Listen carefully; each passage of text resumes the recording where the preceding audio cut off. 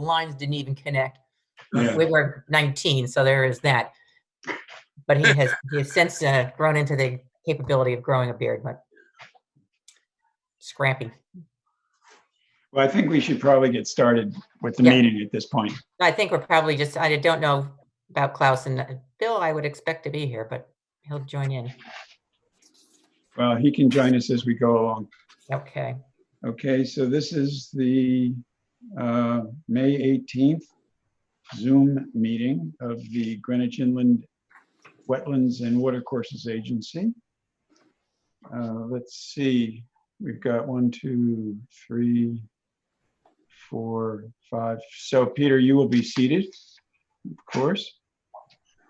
Has everybody had a chance to review the minutes? Oh, hey, Elliot, before we jump into the minutes, I'd like to review just the meeting rules for the benefit of the public who isn't necessarily with us at each meeting. And I also want to do roll call for attendance. Very so Elliot Benton. Here. Peter Linderoth. You're muted. Joe Rogers. Yeah.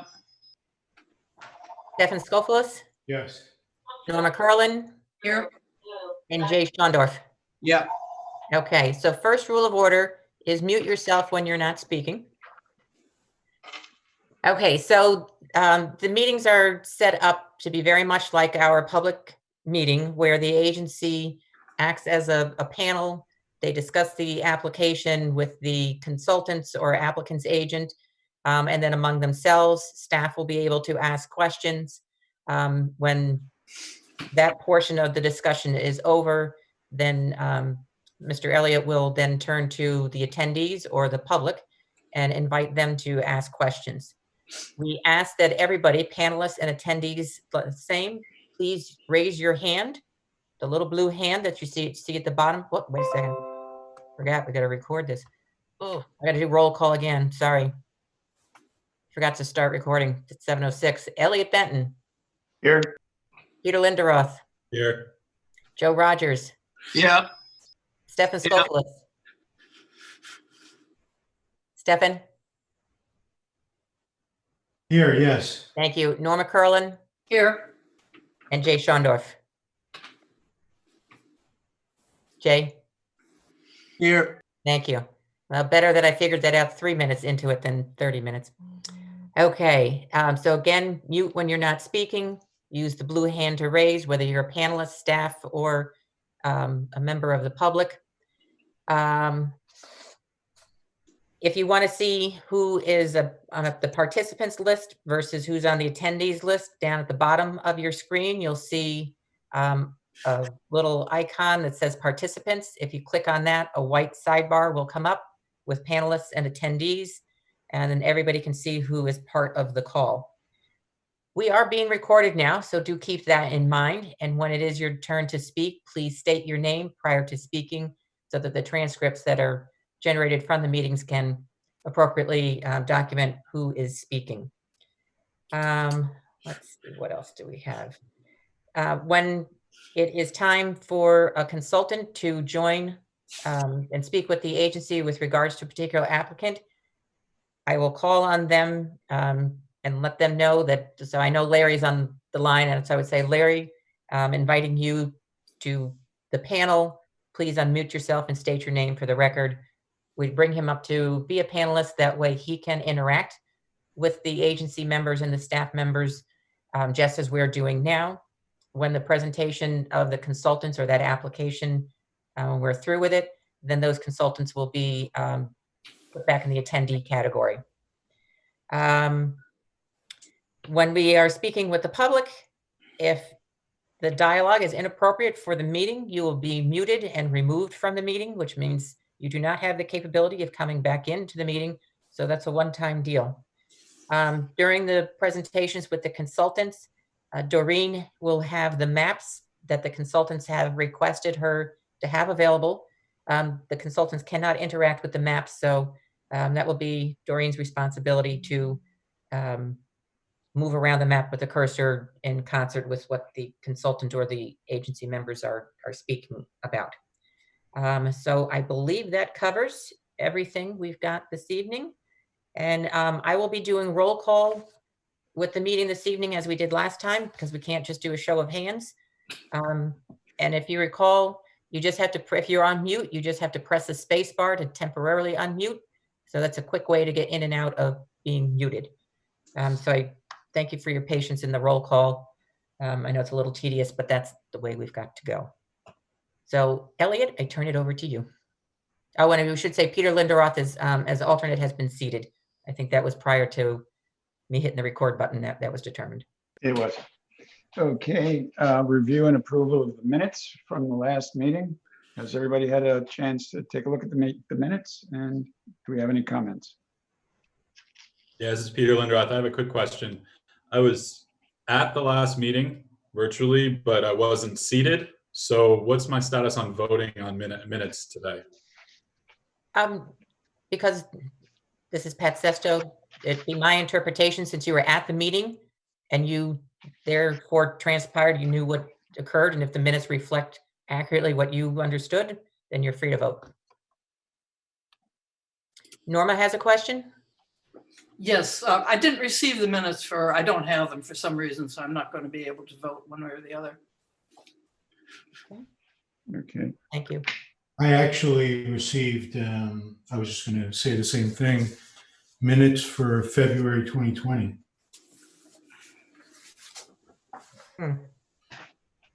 So did others receive the minutes, but not everybody? I did not, but I've read them online. Okay, so we do have some administrative change up in our office now. So if people did not receive the correct minutes, I'm happy to, Ellie, if you want to just relook at them. I just realized I also received the minutes from February 24th. Okay. As did I. Okay, so we will, So I guess for the next meeting, we should have the minutes for the last meeting and the minutes for this meeting. okay, Bob? Well, to explain, there were minutes in a envelope on the cart where they're usually kept, and I put them in your packets, assuming I didn't read them, so I'm sorry. They were the old minutes. I think we can just approve them at the next meeting. I don't think. Yeah. I think that would work. No harm done there. Do we have the director's report? This is Patricia Sesto. The director's report is fairly short. Just want to stick to what the process is for reopening town hall. We will officially be, staff will be reporting to town hall as of May 27th. We will have, in that time, there's 3 days worth of training where we'd go to one session over the 3 days to get up to speed on what the protocol is with social distancing. We will need to be wearing, all people will need to wear masks in the public areas. For staff members who have offices, they are permitted to take their masks off during their time in their office. Public will be allowed starting June 1st by appointment only. Our intent is to keep the online services that we've been working with for the past 2 months, to keep those up and running. They seem to be working well, and there's no reason to have people come into the office when we can provide the same service online. The meetings through June will occur virtually, and then we'll reassess later in June to determine what may or may not happen July or August. It's all, as the rest of our lives are, sort of month by month or week by week. But we will be doing this again at least through June. I think that covers everything for our town hall operations, other than minutia that you don't need to worry about. So, I should say we are respecting the governor's directives with regards to reopening. So at ct.gov, they've got a plan for how offices would be reopening. That includes 50% staff being in the office at any one time. And if you are able to work remotely, people are encouraged to continue to do so. So while we'll be reporting, we won't be reporting all at the same time. We will have some staff still work from home.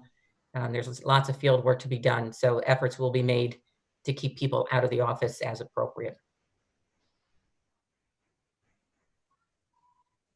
Okay, very good. Elliot Benton again.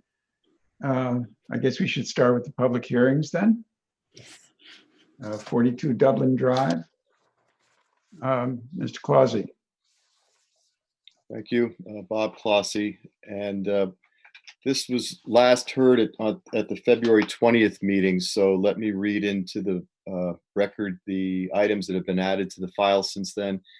There was the supplemental staff report of February 20th, a plan, wetland and buffer habitat plan prepared by William Kenny Associates dated March 24th, a supplemental wetland watercourse assessment prepared by William Kenny Associates dated March 24th, site development review comments prepared by our DPW engineering division dated April 12th. We've included the CVs for Director Sesto and me in the file. A plan set that was revised May 7th, which is the Rocco V. DeAndrea set development plan, storm drainage and utility plan, erosion control plan, all of those sheets. And a report from 2007, ecological assessment report on the Stanwich School property, which is the property to the west, which we'll discuss a little bit this evening. Because it's going to be discussed, we've added that to the list of documents. All right, going through the staff report, I'm going to jump around a little bit, trying to keep similar items together. Regarding the location of the house and the kind of a general topic, location of the house and the impact on the wetland buffer. The agency members instructed the applicant to consider alternatives for the location and or size of the house to pull construction activities farther away from the wetlands. I would add to that, not just construction activities, but living activities going forward. Scaling this, the house looks to have a footprint of about 5,000 square feet. It's an 8-bedroom house, and there is another 2,600 square feet of pool and patio.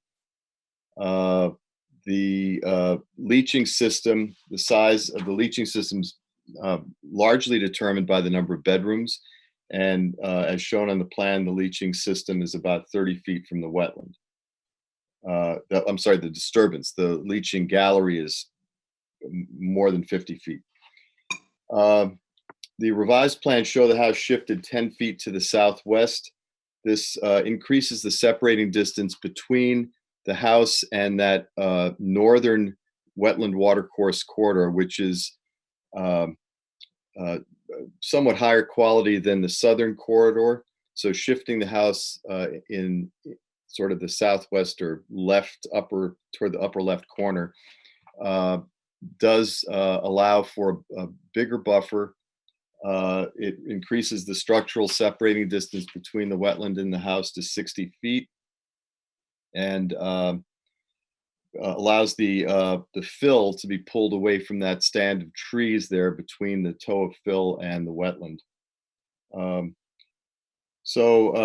As noted in the staff report, even with this change, about 50% of the buffer, or 3/4 of an acre, is being consumed by the house, pool, leaching field, and grading. As I stated, the shifting toward the upper left-hand corner does reduce the buffer distance between the pool retaining wall and the southerly wetland to about 38 feet. This is a flatter area. It's not as densely wooded, and and it's all going to be restored according to the wetland enhancement plan. So that would be basically a 38-foot wide naturalized buffer going forward with no grading. Let's see. Now, getting to the question of alternative sizes of the house, there was a small bump out at the eastern end of the garage that has been deleted, but otherwise this house footprint is exactly the same as we've seen from the beginning on this project. So as summarized under bullet point 1, other alternatives could be a smaller house footprint, a smaller bedroom count, which could reduce the size of the leaching field and associated fill. The applicant should address why the septic system can't be shifted somewhat to the south. I think it's the leaching field is more than 25 feet from the house as it is, so there may be some wiggle room there. Reduce the size of the pool patio, the pool, or eliminate them. And I also thought maybe shifting the house to sliding it to the, what would that be? The east southeast, which would be kind of sliding it over the garage, the motor court, would also allow that fill package to be pulled back from both the wetland watercourse corridor to the north and the offsite wetland to the west. Now, this plan, as you see before you, eliminates that proposed wetland crossing that was shown on the previous plans by taking the driveway, bringing it into the subdivision the agency reviewed in the recent past, and doing a land swap for that little corner of the lot on the subdivision that the driveway is going across with a piece over in the northeast corner of the subject property. The stormwater basin that's there for the subdivision, the proposal is to enlarge that somewhat to take the stormwater off of the top of the driveway. There's probably room to tighten up the grading in this area, which would pull activities away from the wetland a little bit. The DPW has not reviewed this plan, and I think it's important that they do to confirm that the drainage plan for this property still conforms to the town's drainage manual, which they previously determined for the prior plan. Okay, so jumping all the way down to number 11, this balance between the house and yard hasn't really been obtained with this development proposal. You know, and we've seen, and we're going to see again tonight, 27 Pexland Road, where a large house is placed on a property. The applicant makes the representation that this is going to be the landscape envelope, and then the property sold, the new owner comes in and says, gee, I want a backyard. Well, here they don't even have 25-foot wide backyard. So, you know, we need to look at sort of down over the horizon as well as at what's just in front of us. Let's see. Okay, now location alternatives. Basically what I just said before, shifting the house, relocating the leaching field, no development. I mean, alternatives should be presented, and the agency's been asking specifically for a house alternative. All right, moving on to, let's see, where am I? Oh yes, I'm sorry. And the alternative description should explain how each proposal will change, diminish, or enhance the ecological functions and values of the wetlands and watercourses. That hasn't been provided for the alternatives, some of which haven't been provided. All right, now moving on to the buffer habitat plan. The plan shows 33 12 to 36 inch diameter trees needing to be removed from the upland review area. The applicant still has not provided an updated plan showing trees 6 to 12 inches. So, but there are some there. So there are more than 33 trees greater than 6 inches that would be removed.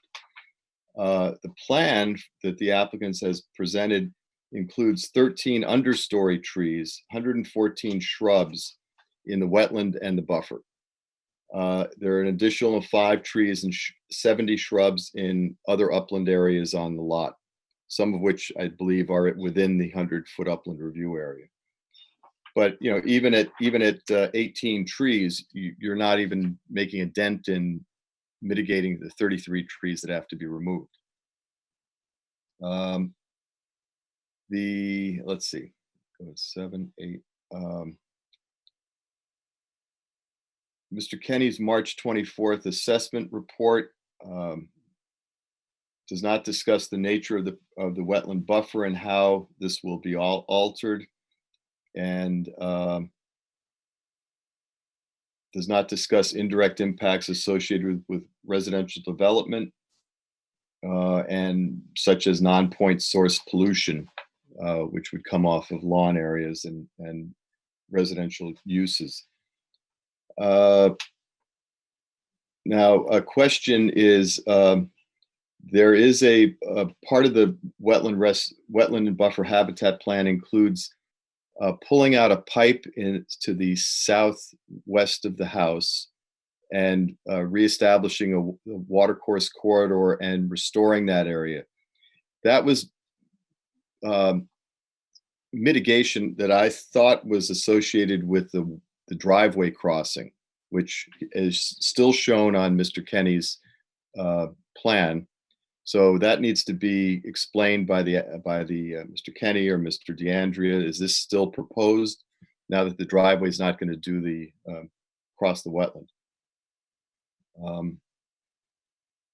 Let's see, the offsite wetland. The question came up whether especially the fill and drainage system that's proposed to the west of the house might, and the overall activities on the property might have an adverse impact on the offsite wetlands on the Stanwich Greenwich Country Day School now property. This 2007 report, which is prepared for that application, talks about a vernal pool, not particularly high functioning the year that it was looked at by the Kenny Associates, but nonetheless a vernal pool. My recollection of this and reading the report, the vernal pool seems to be to the north and west of the subject property, couple, maybe 400, 450 feet from the development envelope. This is still part of the critical terrestrial habitat zone that Dr. Clemens and his colleague Calhoun determined should be protected as best as possible within 750 feet of a vernal pool. So a little bit more discussion on this is needed. What impact might this have? Frankly, my recollection is the vernal pool is higher in it's up the watershed from where all the drainage from this site goes. So it's not going to get polluted per se, but the critical up terrestrial habitat is a concern. There's a level spreader at the rear of the house that's shown 50 feet from a wetland and it discharges on a steep slope. This is not in accordance with the Connecticut guidelines for soil erosion and sediment control. And finally, there was, and the Kenny plan that's on the screen right now is good because there was a plan in the last plan they showed to have a boardwalk across the northern wetland, a path, and a pavilion up on that northern part of the property. That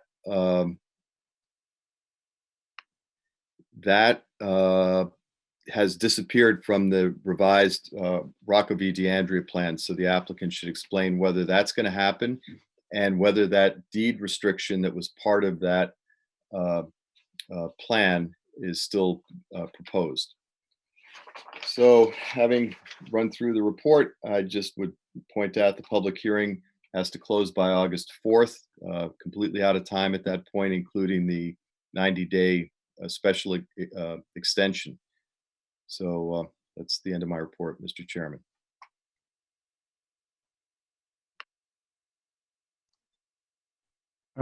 Do we, Before we go, just want to note for the record that Bill Galvin joined us at 7:17.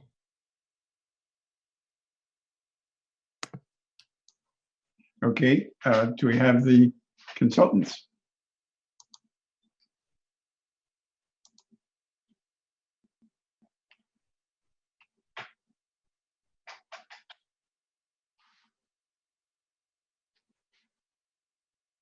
It looks Yeah. like Marty DeAndrea has his hand up. Yep, I think I'm on now. good. And Bill Kenny, I assume? Bill and I spoke earlier this afternoon. I assume that he would be listening in or participating. He is here. Oh, come on, unmute. Okay, I have promoted Tony DeAndrea and Bill Kenny to panelist status, so they are free to talk with the agency. Remind you to please state your name when you go to speak. Tony, is there anybody else out in the attendees pool that should be brought up?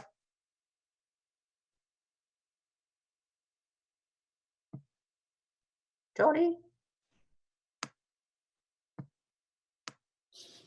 It's Marty, not Tony. Here.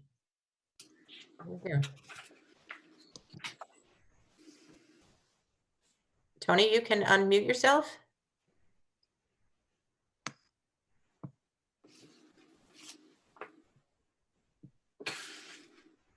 Huh. I'm going to unmute. All right, I have it now. Okay. You put me up, so I unmuted myself. Very good. Okay, now we're talking. I Yes. should say for the record that Marty DeAndrea gets credit for the computer, but it's my computer, but she uses it. I never see it. Anyway, we presented to you a plan of an alternate route to the building site. This is a plan that we discussed with our clients at great length, and I think that it was primarily offered after much negotiation with the adjacent property owners of lot number 1, that this would be a good example of an alternative that also provides some mitigation for what we consider to be the inevitable development of this parcel. I say that as inevitable because this was a parcel that we did not create. It was existing. It was not part of our subdivision or another subdivision, but it was purchased separately by a different group from that group which purchased the subdivision that turned into 5 lots. We developed this plan with the alternate driveway location across lot number 1. And you'll note that we propose to modify the lot lines between the 2 parcels simply to comply with the deed restriction that requires us to maintain 3 acres. On the plan that I highlighted and sent in this morning for review, which is on the panel right now, you'll see highlighted in red the existing rain garden. That rain garden was in fact approved by DPW to accommodate the drainage that would be directed to it from lot 1 and a portion of the roadway extension. You can also see that by the dark green dashes that the size of the rain garden is basically twice what it was. But you'll also notice if you studied it carefully that all of the parameters of the original design have been maintained, including the bottom of the biofilter sand, the top of the berm, and the discharge, the ultimate discharge of the treated water to that southern wetland. So we feel very strongly that we have a good plan that has no possibility of being denied by the DPW. I was hoping that the DPW would at least recognize that the concept that's being presented is solid and that the agency could give us some confidence that we should proceed. Otherwise, I believe that right now the plan that is before you is the plan with the culverts crossing the wetland as at that time the only viable alternative we had. Now that we've demonstrated the feasibility of taking another route, I would hope that this evening we could come away from the agency with a support for that driveway approach. I think in Bob Clause's comments this evening, there was one very encouraging comment that we've also considered that perhaps the best way to approach this house is to bring it a little bit farther to the southeast, as Bob pointed out, which would possibly give us a little more room on the northwest corner. We've also discussed with the applicants the possibility of reducing the width of the pool and perhaps a couple of feet out of the patio. But as Bob pointed out, if we don't provide some usable space for these potential residents, then we run the risk of encroaching beyond the limits of our development envelope. So to that end, the architects have designed a large patio area on the western side of the home, and also for the seasonal use, a fairly generous area around the pool, which, as I said, could possibly be reduced. I think the southern side of the pool, that patio is probably not a great value in the end of the day. We need to have something for access of maintenance and repair. But other than that, I think the western side or the southern side of the pool patio could be reduced. The pool width could possibly be reduced, and that would provide some additional space. Also, as Bob points out, if you slide the house a little to the south, we would shorten the driveway.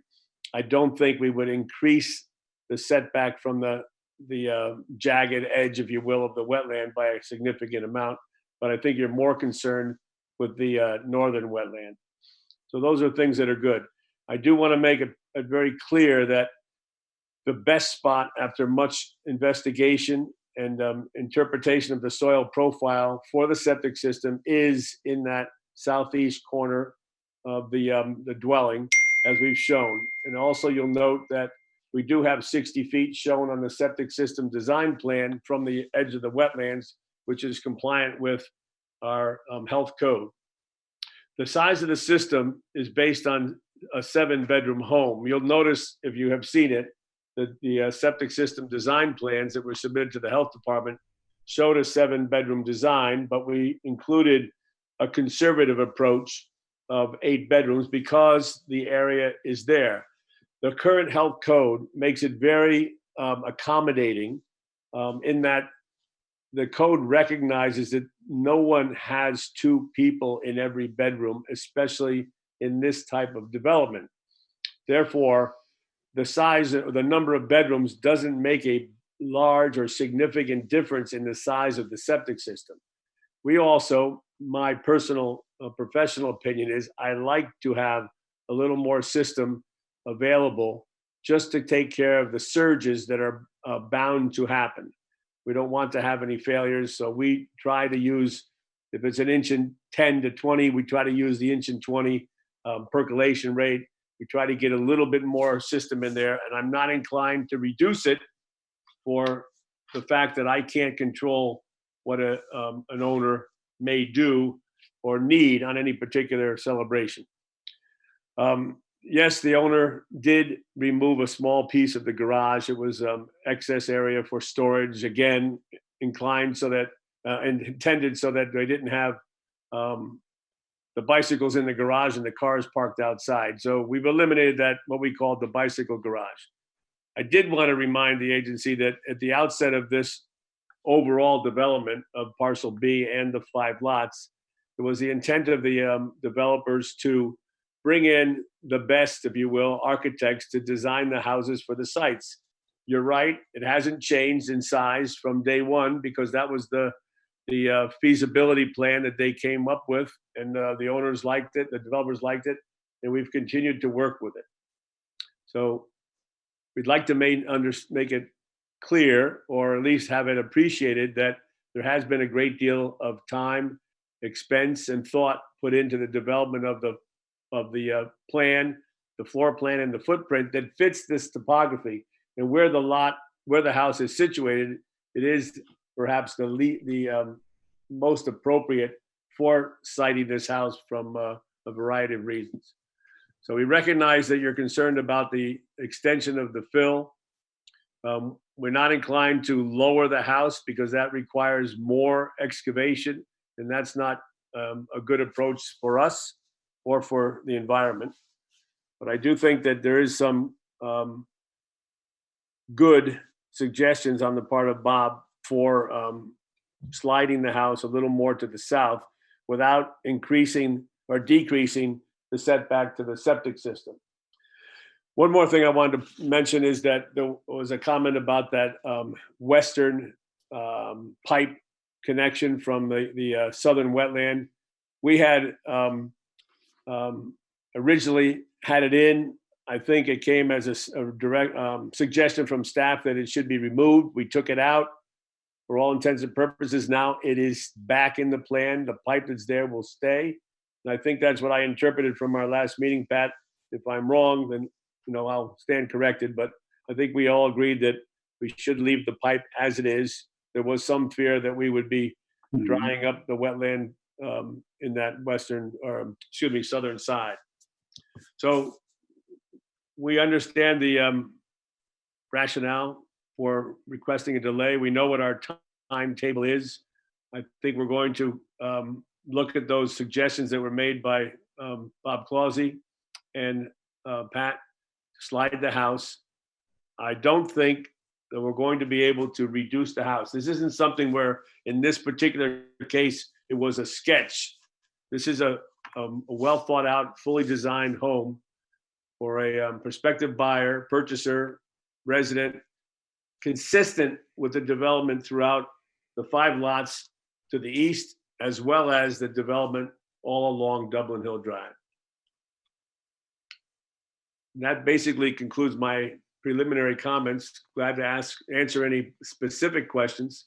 I know Bill, Kenny, and I have to get together again and see how we can address some of the suggestions and mitigate the impact on any of the wetland resources that have been identified. I also wanted to mention that we did have the 6-inch trees all located and plotted. They were not brought into the plan before you tonight simply because of time. When we had this meeting, what was it, 2 weeks ago, Pat? Maybe 2 weeks, not even 2 weeks. We jumped right on the preparation of the plan to demonstrate the feasibility of modifying that rain garden. And therefore, we haven't had the time to fully vet the drainage report, which I have every confidence will comply with the drainage manual. And we have not made all the sheets in the set consistent to indicate all those trees. Not that we're hiding it, but we need the time to do it correctly.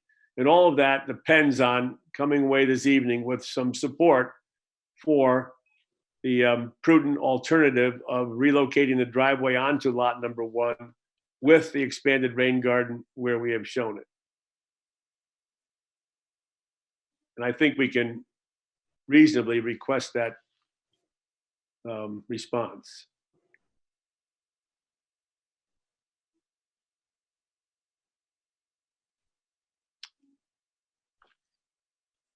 Elliot, it's up to you. Okay, do we have any comments or questions from the agency? Anybody? Bob has his hand up. Go first. Go ahead. Who has his hand up? Bob had his hand up. Yeah, okay, thank you. Tony, let's say the agency agrees with you that this new driveway location is the one to pursue. What is the status of that northern part of the property as far as deed restriction, pavilion, boardwalk, any of that stuff? The applicants are reluctant to offer any more deed restricted areas. Bill and the owner, the developer, had discussed the idea of trying to provide some, I call it passive recreation, but the ability to walk through and enjoy the wooded area. But if that presents a problem, then the gazebo is out and the footbridge is out. But we can't predict that the future owner might not want to come back and appeal to the agency to go across. So we threw it out as a good idea. If the agency thinks it's a bad idea, then we'll eliminate it from the plan. But I think there's this, you use the term balance. The balance is give the applicant, the owner, the future owner, the ability to enjoy the property, and there won't be so much much of a tendency to try to encroach. And I agree with you. We've seen this before. I've been saying it for 35 or 40 years. You can't force them into a small envelope without some thought, because there will be a tendency to want to get more. And to that end, as I said, we do have a large patio on the western side. There is a fairly large patio around the pool. But direct answer to the issue of the gazebo across the way and deed restriction, the applicants are very reluctant to grant any more deed restrictions or conservation areas. And while the gazebo seemed like a good idea as a place to escape and think and meditate, especially in times like this, it's expendable. Bill Galvin has his hand raised. Hi, Bill Galvin. Tony, could you just talk briefly about the rain garden and your essentially doubling it? What's the strategy? What was the thinking behind that? Okay, we had already designed a small rain garden. It was only required to be fairly small to accommodate or to treat runoff from a portion of the road, and some runoff from a portion of lot number 1. So we had investigated the soils there. They were good. We built the system. We built the rain garden in accordance with the specifications that were approved. And in fact, that was approved by DPW as being consistent with the approved plan.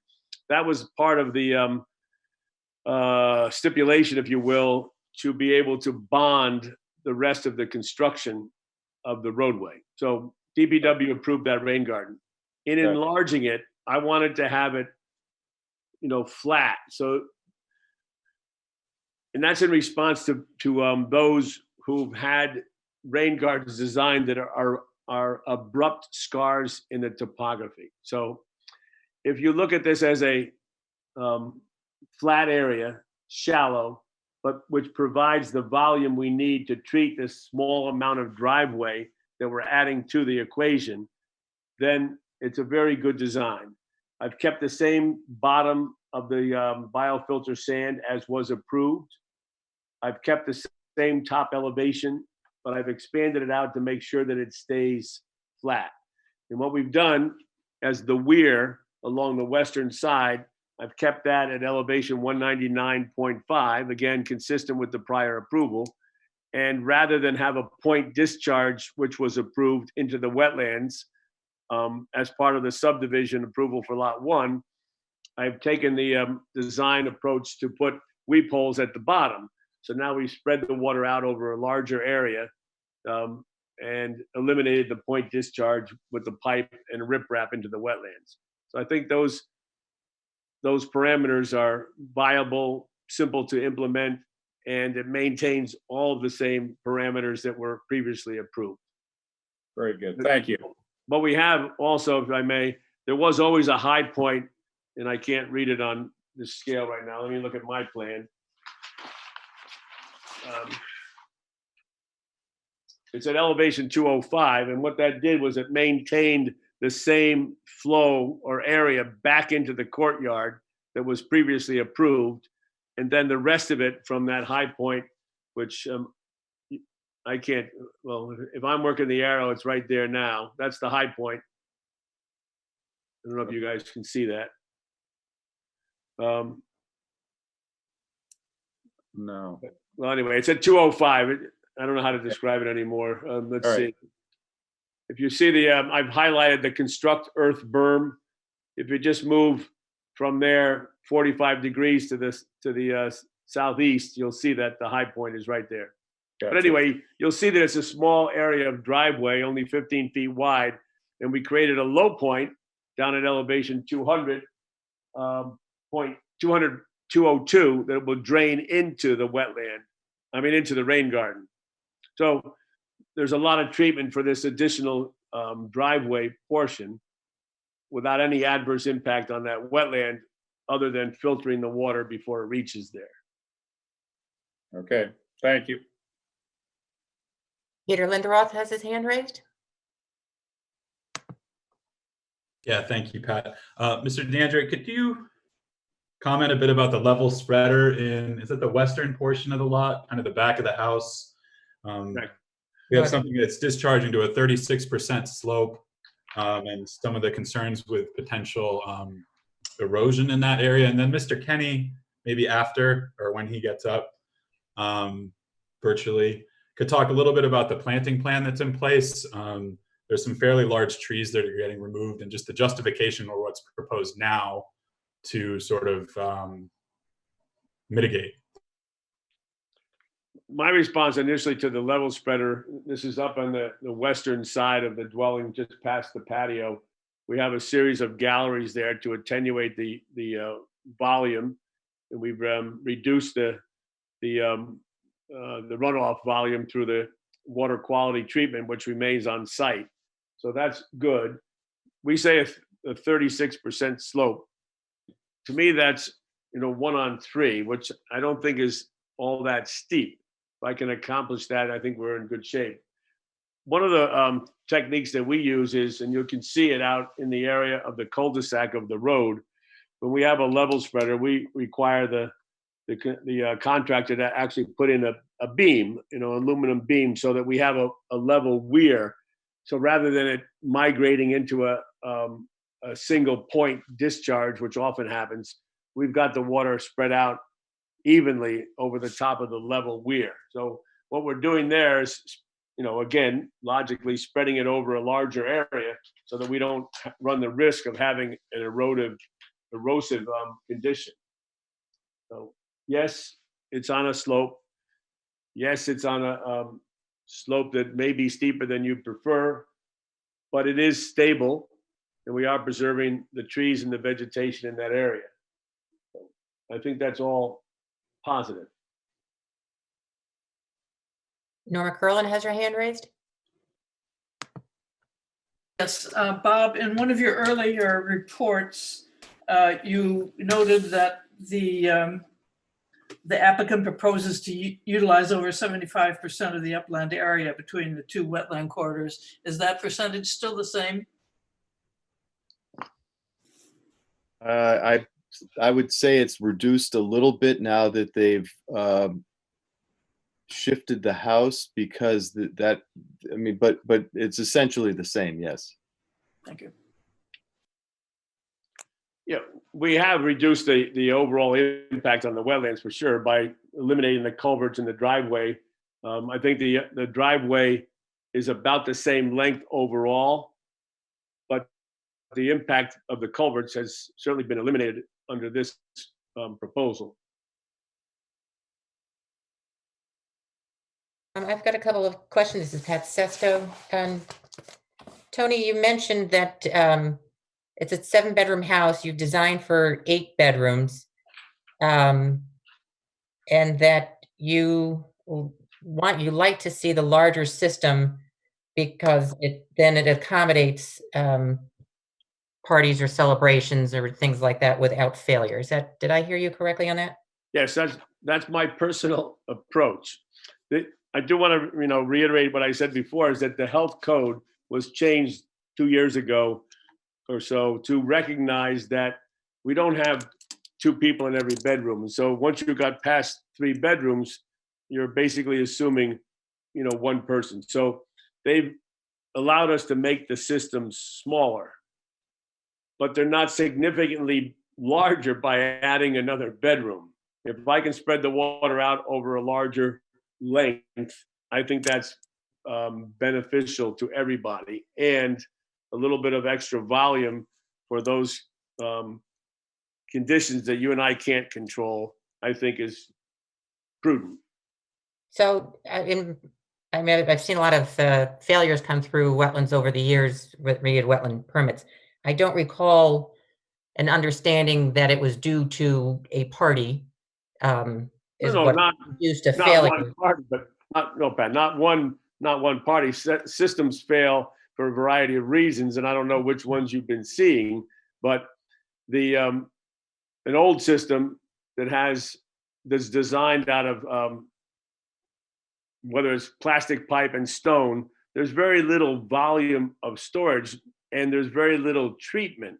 Now with the systems that we design with sand and stone as the filtration medium, we're doing a lot better on the treatment. Therefore, if I can spread that water out over a longer distance, I think we're all better off. So hence, if you want me to drop it to 7 bedrooms, I'll take off 12 No, feet, I'd actually like to see a plan that shows 4 bedrooms. but we're not going to see that. So you are, and you have, and that goes on to my next question. You have, so the agency has requested to see more than once a smaller footprint of this house. And if I understand your testimony correctly, you're saying that is not forthcoming. Not at this time. I wanted to point out at the request of the applicant that they've expended a good deal of money, and you'll say that's not my problem, but the reality of it is it's been designed, well thought out by the architects, to fit this environment. And yes, there has been a significant investment made into that plan. Sometimes I've seen plans come through your office that have rectangles as houses. We try not to do that, but that's not what we've got here. It's not a rectangle, it's a house, it's a home. It's well thought out, and it's designed to meet the demands of the population of this town and the type of development that's throughout this whole neighborhood. And I know you'll say that's not your problem, but it's a Correct. reality. And I think that we have to think somewhat in those terms to protect the environment and to protect our town.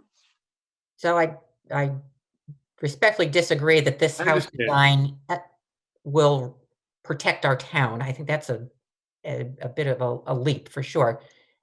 We have a lot of people that, rather than go full bore with a house design, will come in with a footprint that they believe reasonably conveys what it is they want to do, not a rectangle, but don't have a house fully designed.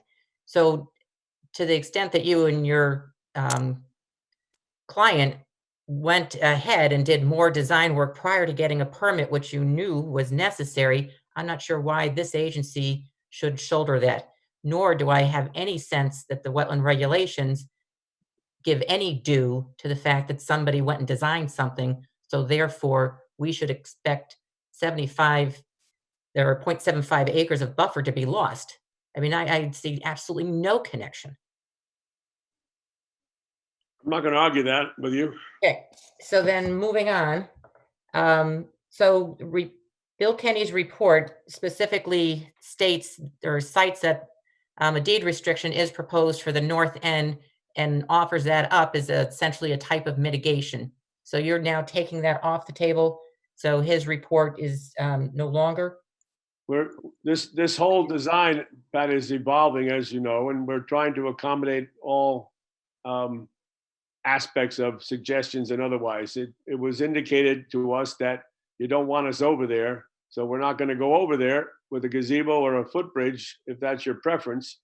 But on the other hand, if we're not going there, then we don't want to restrict it. The owner would prefer not to be obligated to restrict the northern side of the northern wetland. So what Bill had included in his report is no longer applicable.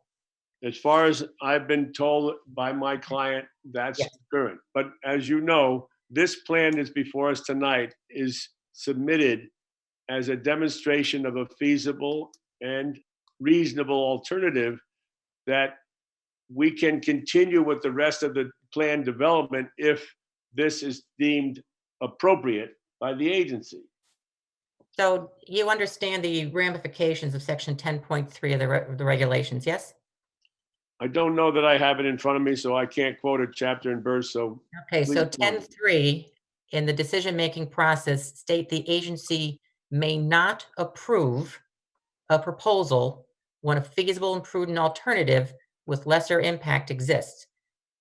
At this point, your record does not allow them to approve this. And your refusal to bring in a smaller footprint of a house and less loss of trees and less impact to the buffer, which ultimately protects a very nice wetland, I believe that you are leaving yourself grossly vulnerable. Okay. Then with regards to the level spreader on a 36% slope, it's the state of Connecticut that says it should be 5% slope. So to go from a 5% to a 36% slope to say, hey, you're comfortable with that, I'm not sure where does your thinking and your experience take you such that you deviate so significantly from the state recommendation? Sometimes there isn't a better alternative other than, well, that doesn't involve a much more aggressive rerouting of water. So So if you had a lesser footprint and you had it shifted to the south and east, might you be able to get that level spreader off of the steep slope? well, certainly we will investigate that. Great. Okay. And you did speak to the fact that, which I think is a great idea, that using a metal beam to make sure that that lip stays intact and it doesn't have point failures. But what that doesn't do is eliminate that beam tilting one way or the other, such that you would end up with a point discharge over time, or concentrated discharge, I should say, over time, because that beam, again, this house is going to be here for decades upon decades, that over time that in and of itself, that beam may not be enough to protect that slope. Well, we hope to have the beam put in level on a footing designed properly for the soil conditions that are there. So I'm not overly concerned about the longevity of the level beam. But I think, Pat, your point is well taken. We have to look and see if we can find another place to discharge the water on a lesser slope. We may not have anything that's anywhere close to 1 on 20, but we'll look for it. Okay, and I do appreciate your comments that recognize the balance between the size of a house or a house and outdoor living space.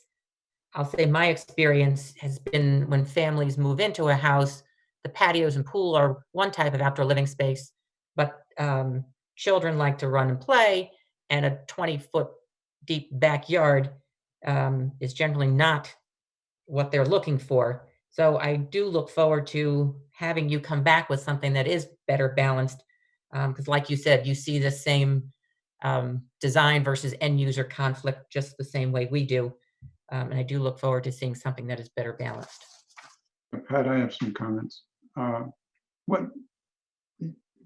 a little confused as to how much of the upland review area we're impacting here. About half. What was the 75% number that Bob was quoting? Oh, the question Norma asked? No, Bob said that 75% of the upland review or buffer area was being impacted. Bob?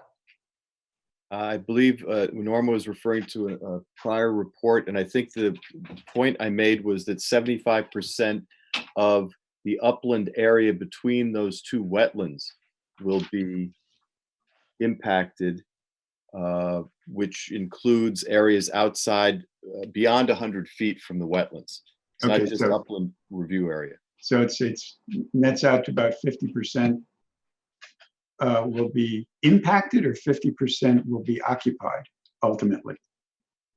Well, you looking at the plan on the screen right now, there's a dashed line that runs along the to the south of the motor court, along the pool retaining wall around, and like that's the limit of manicured lawn, right? Correct. So everything to the east of that, I'm assuming, is going to be manicured lawn. Right now it's woods. So it's about 3/4 of an acre out of an acre and a half of the upland review area will go over to some sort of development. May I have a clarification of that term? When we talk about the upland review area, Mhm. it's not well, the upland review area goes, in your mind, from my green lines that denote the edges of the wetland, or is it somehow related to the 100-foot setback? So the upland review area is the 100-foot setback. Correct. We So don't that, technically have a setback. We use that as shorthand, but it's the yeah, upland review area. right. So what I'm saying, what I'm asking, I guess, is if we looked at those two arcs that define the limits of the 100-foot upland review area, Mhm, there's a tiny little triangle where you could not possibly construct a home correct. of any size, including a septic system. So when we go to come up with these numbers again for you in an updated plan, you're looking for coverage within the two wetland edges. I'm trying to define where your upland review area is. The upland review area is measured from the boundary of the wetland 100 feet landward, if you will. Right. The planting plan might illustrate it more clearly for people. Okay, so you're looking to see how much of the area between the 100-foot line and the edge of the wetlands has been impacted. Correct. Okay, That's- I got it now. Okay. And Tony, so I will say, as when we were on the site, I wholly support the changing of the driveway location. I think it's wonderful. I think it's what we had hoped for way back in the beginning. And further loss of the buffer area in order to enlarge the basin to accommodate additional stormwater, to me, is a fine trade-off for not crossing the wetland straight out. But I do notice that there is some grading on the west side of the driveway at the north end of the basin. That seems, I don't know if it's just an aesthetic choice. Can that be tightened up or even use a retaining wall on the west side of the driveway to eliminate that disturbance in the middle there? Yes, I thought about that, and again, I wanted to soften the slope and not make it abrupt, but I can certainly bring it into a much tighter slope around the roadway. That would be great. But I was also aware that I didn't take any trees out in that area, the birch and the oaks, and the 38-inch maple. I saved all those trees in the vicinity of the rain garden expansion. The only Even trees that the have 6 to be to 12 removed inch were- category? Excuse me? Even the 6 to 12 inch category? I didn't plot all those in that vicinity yet, but I will. But you're Okay. right. I'll look at that. I'll tighten it up. You know, I wanted it to be softer, but I can make it tighter. Thank you. Okay, Elliot Benton again. Where is the play area for the kids, as was mentioned before? As I look at the plan, I'm there gonna, doesn't I can answer that question. there doesn't seem to be a level place anywhere. But there is. And what you don't see is that initially you say, well, I don't want to play on the septic system. Well, you do play on the septic system every day, no matter where you go. So there's a nice flat area. It would be a little smaller if I had to go to 7 bedrooms, but it's a fairly significant area there on the north east side of the home behind the garage. And I could throw a baseball over there. So when you, again, going back to the balance, when people say, my children are out of sight, they're around the house behind, I mean, it's a larger footprint of a home. For some people, that's their children are very far away. Well, I look out my window over here and I watch the kid on his Segway wheel thing, and he rides right up to the edge of the road and his mother can't see him, and I always worry about him. But at some point, you got to stop worrying. So let the kid go in the backyard, throw the baseball on top of the septic system. And when she's in the kitchen and he's in the pool, that's the most important thing about watching your children. So let's keep him safe in the pool. Let him do whatever he wants over in the northeast corner of the house. But Elliot, there is a large area over there. And you can see that the grading coming to the south in that vicinity is soft. So there is actually quite a large area for use of outdoor activities by the family. I think that's good, but there is definitely a level spot above the septic system. It's about between the two trenches, that's 72 plus up to the house. You got about 100 feet of flat behind the garage. Right, and it's also got trees, I see. Some of the trees have to be removed for the septic system out of necessity. We have 1, 2, 3, 4, 5, 6 trees being removed specifically for the septic system, At least. and a few more for 6-inch trees. Right, okay, and Pat, maybe you can tell me, what's the average setback in this part of Greenwich, average setback from the wetlands? I would not say that there is an average. I think it boils down to justification. We're looking here at a luxury home with luxury assets and being asked to reduce the wetland buffer by half. Well, So that, to me, that's not, the justification doesn't exist, nor should we have one setback. Some wetlands are better than others, and they deserve more protection, and some are lesser and don't deserve as much protection. If you have a failing septic and the septic has to go where it has to go, then so be it, versus putting in an 8-bedroom system with grading 30 feet from the wetland. Maybe if the system were shorter with fewer bedrooms, it could slide southeast. And I will say to that, in response to that, no, you cannot change that northern slope, whether you reduce the bedroom count or not. That's because we have to set the bottom of the system above restricted layers, and we have to But I meet didn't see any MLSS. test holes further to the south to understand that there were no test hole logs to substantiate with what you're saying. okay, I think there's something that's way more basic than 7 bedrooms or 8 bedrooms. You've got a 5,000 square foot house here. Footprint. And if you include the patio and the pool, then what's the total footprint there? We can provide that information. I don't have it for you now. Right, and if you reduce that footprint materially, I don't care how many bedrooms you stick in there, but if you reduce the footprint materially, then the whole structure can be moved, and all of your setbacks, all of your area wetland becomes much smaller. The disturbing in the upland review area becomes much smaller. Elliot, what bothers or concerns or confuses the applicants, and not just mine at this particular time, is, but if you think the 5,000 square foot footprint is too much, what, do you think off the cuff would be the right size? You can't predict that. You're not, you know very well I can't answer that. I know you can't. I'm turning the tables on you. So No, 5,000. you're not turning the tables on me. You've got too big a footprint. Is 3,800, is 3,800 better for you? You don't know. The septic system has to be what it is, or in the area where it is proposed. We like to have the recreation opportunities for these potential homeowners. And I think we've got some of those. We want to pull the house to the south east. We're going to look closely at that. We're going to give you an example of what happens if you reduce the bedroom count by 1. It won't make a difference that you can discern. I requested 4. Pat It's not gonna Sesta be 4. requested an alternative with 4. Yeah, I understand you did request that, but it won't be 4. As I said, Mr. DeAndrea, it doesn't matter how many bedrooms you have.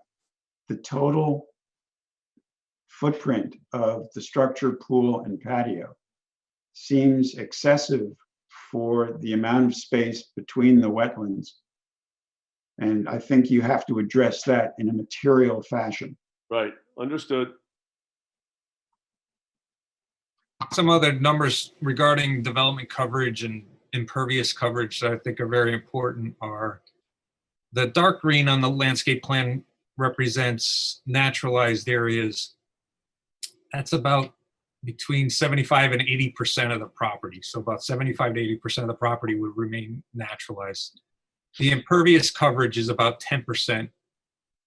And according to studies done throughout the country, and the state has adopted this, there's a direct relationship between impervious coverage and water quality impacts to streams and wetlands, and a threshold of around 11 or 12% is where you start to have impacts.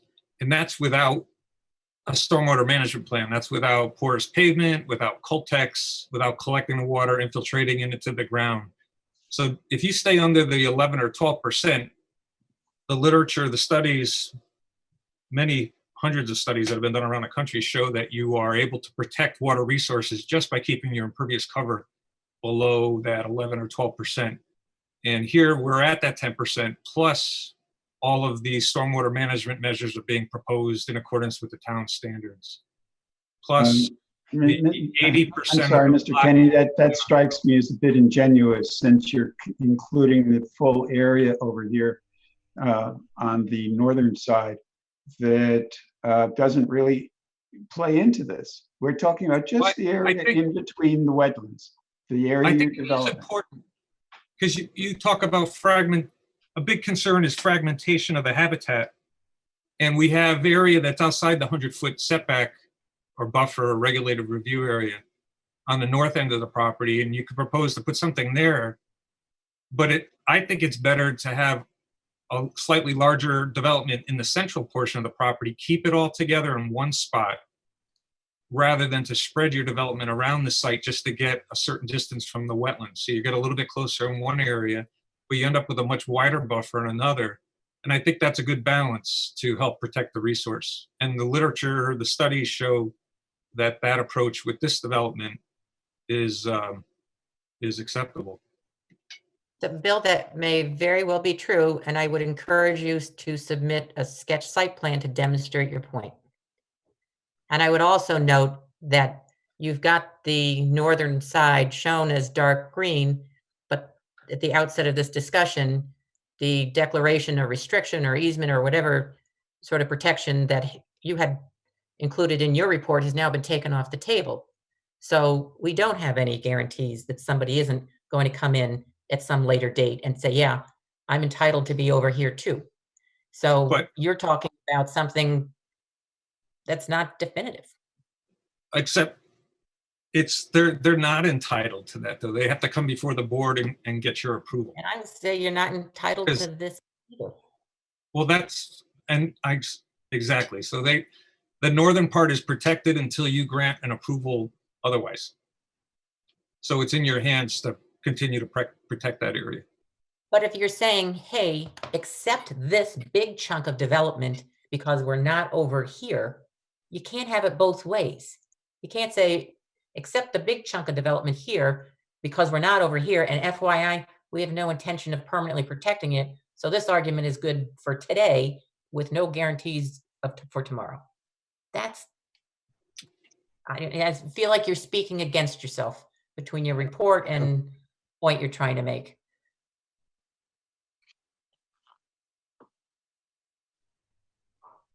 I guess the way for me to think about that, Mr. Kenny, is as a landscape architect and soil scientist, couldn't you justify crossing the northern wetland with some sort of structure?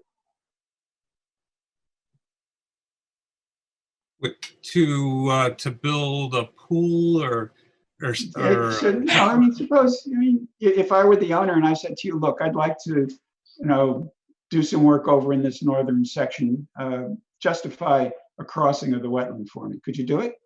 We'd have to look at it. But you could do it.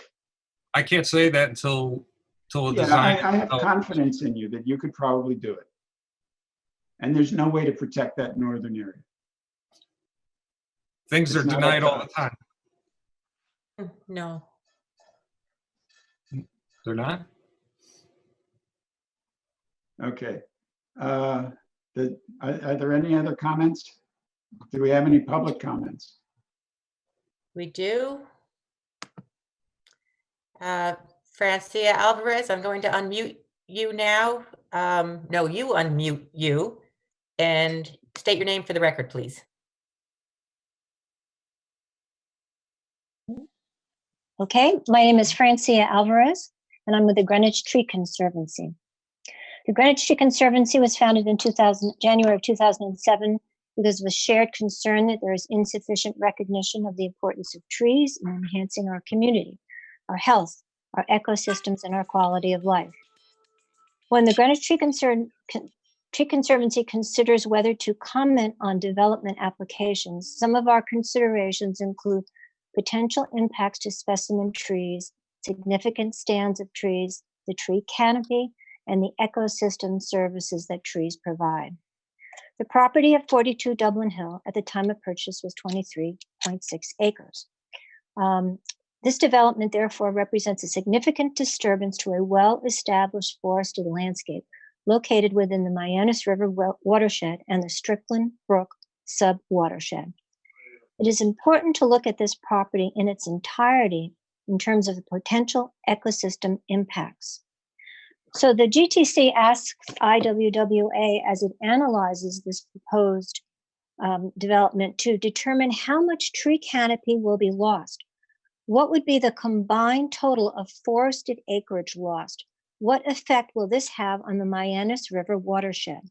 What effect will this loss have on downstream flooding at Central Middle School's already flooding playing fields and in Cos Cob? We have reviewed various plan submissions to the point of eye strain. They do not appear to account for the total number of trees on the 42 Dublin Hill parcel, and it appears that the number of trees fluctuates from one submission to the next. I appreciate that Mr. DeAndrea said that he is going to be adding in back in the 6-inch trees that are missing, but there needs to be a proper accounting of all trees above 6 inches in DBH. On the positive side, it appears that the applicant has limited the development of the 42 Dublin Hill to be between the two wetlands, which is about half of the lot. This is consistent with the Mianus River watershed plan, which notes the need for low impact development to minimize impacts to natural systems in this important watershed.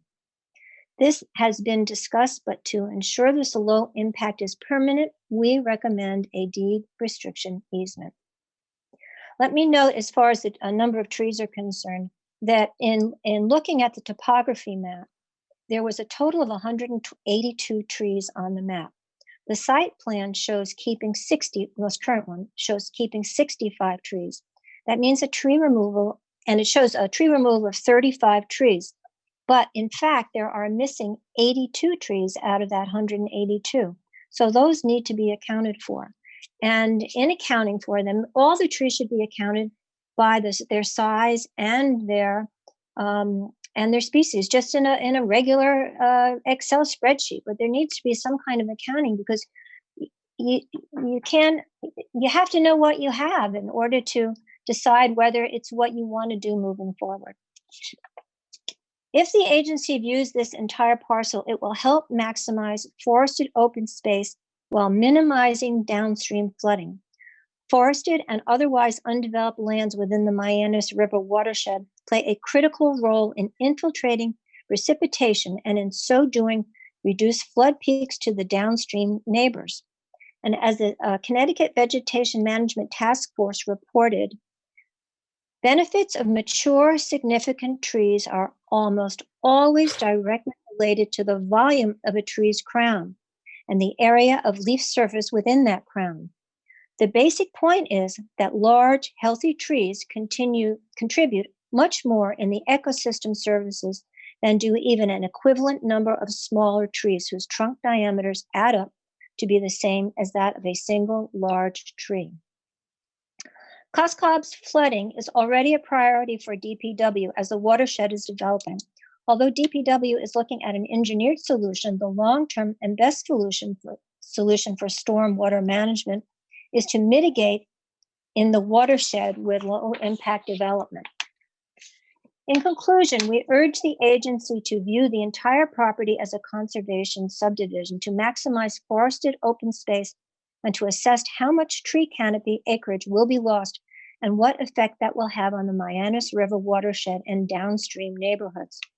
We hope that whatever development is ultimately approved will help Greenwich meet the goals set by the 2012 Mianus watershed-based plan to provide for development that will minimize developmental impacts to our forests and the benefits they provide to our town. Thank you very much. Thank you. Okay, thank you. We have anybody else? Okay, I guess at this point, we Yes. put it on the You back see, burner. Cheryl Dunson has her hand raised. Cheryl, please unmute yourself and state your name for the record. Hello, it's Cheryl Dunson, President of the Greenwich Tree Conservancy. And I just would like to underscore one of the points that Francia made about DPW and the drainage work that's being done and flooding. Just to say that when we have, one of the reasons why we have the recommendation in the Mianus River Watershed Plan, as well as in the town drainage manual encouraging low impact development, is because the best long-term effective approach to minimizing stormwater flooding is through this type of approach with the least site disturbance and the least hard surface as possible. The DPW project in the Strickland watershed, which is, this property is actually within that sub-watershed of the Mianus River, is a $20 million project based on the report of April of 2019, the Town of Greenwich Stormwater Projects.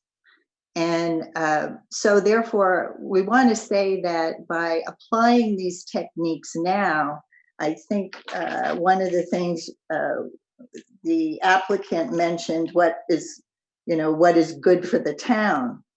And what's good for the town is having low impact development that doesn't increase costs, either environmental costs or financial costs that we have to bear with each application. So I would urge once again, I would like to urge the agency to continue with its thoughtful questioning and approach to assess the full impacts that this proposal will have within the wetlands located within this very significant watershed area. Thank you.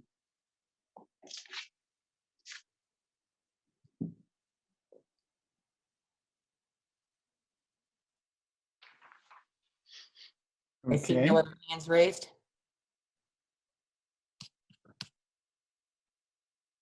then I guess this part of the public hearing should be continued.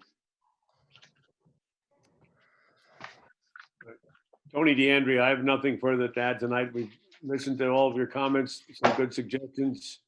We'll talk to our clients again, and we'll continue to develop a good plan. Thank you very much. Thank you. Okay. Thank you. On to 306 Dublin, I'm sorry, on to 306 Round Hill Road.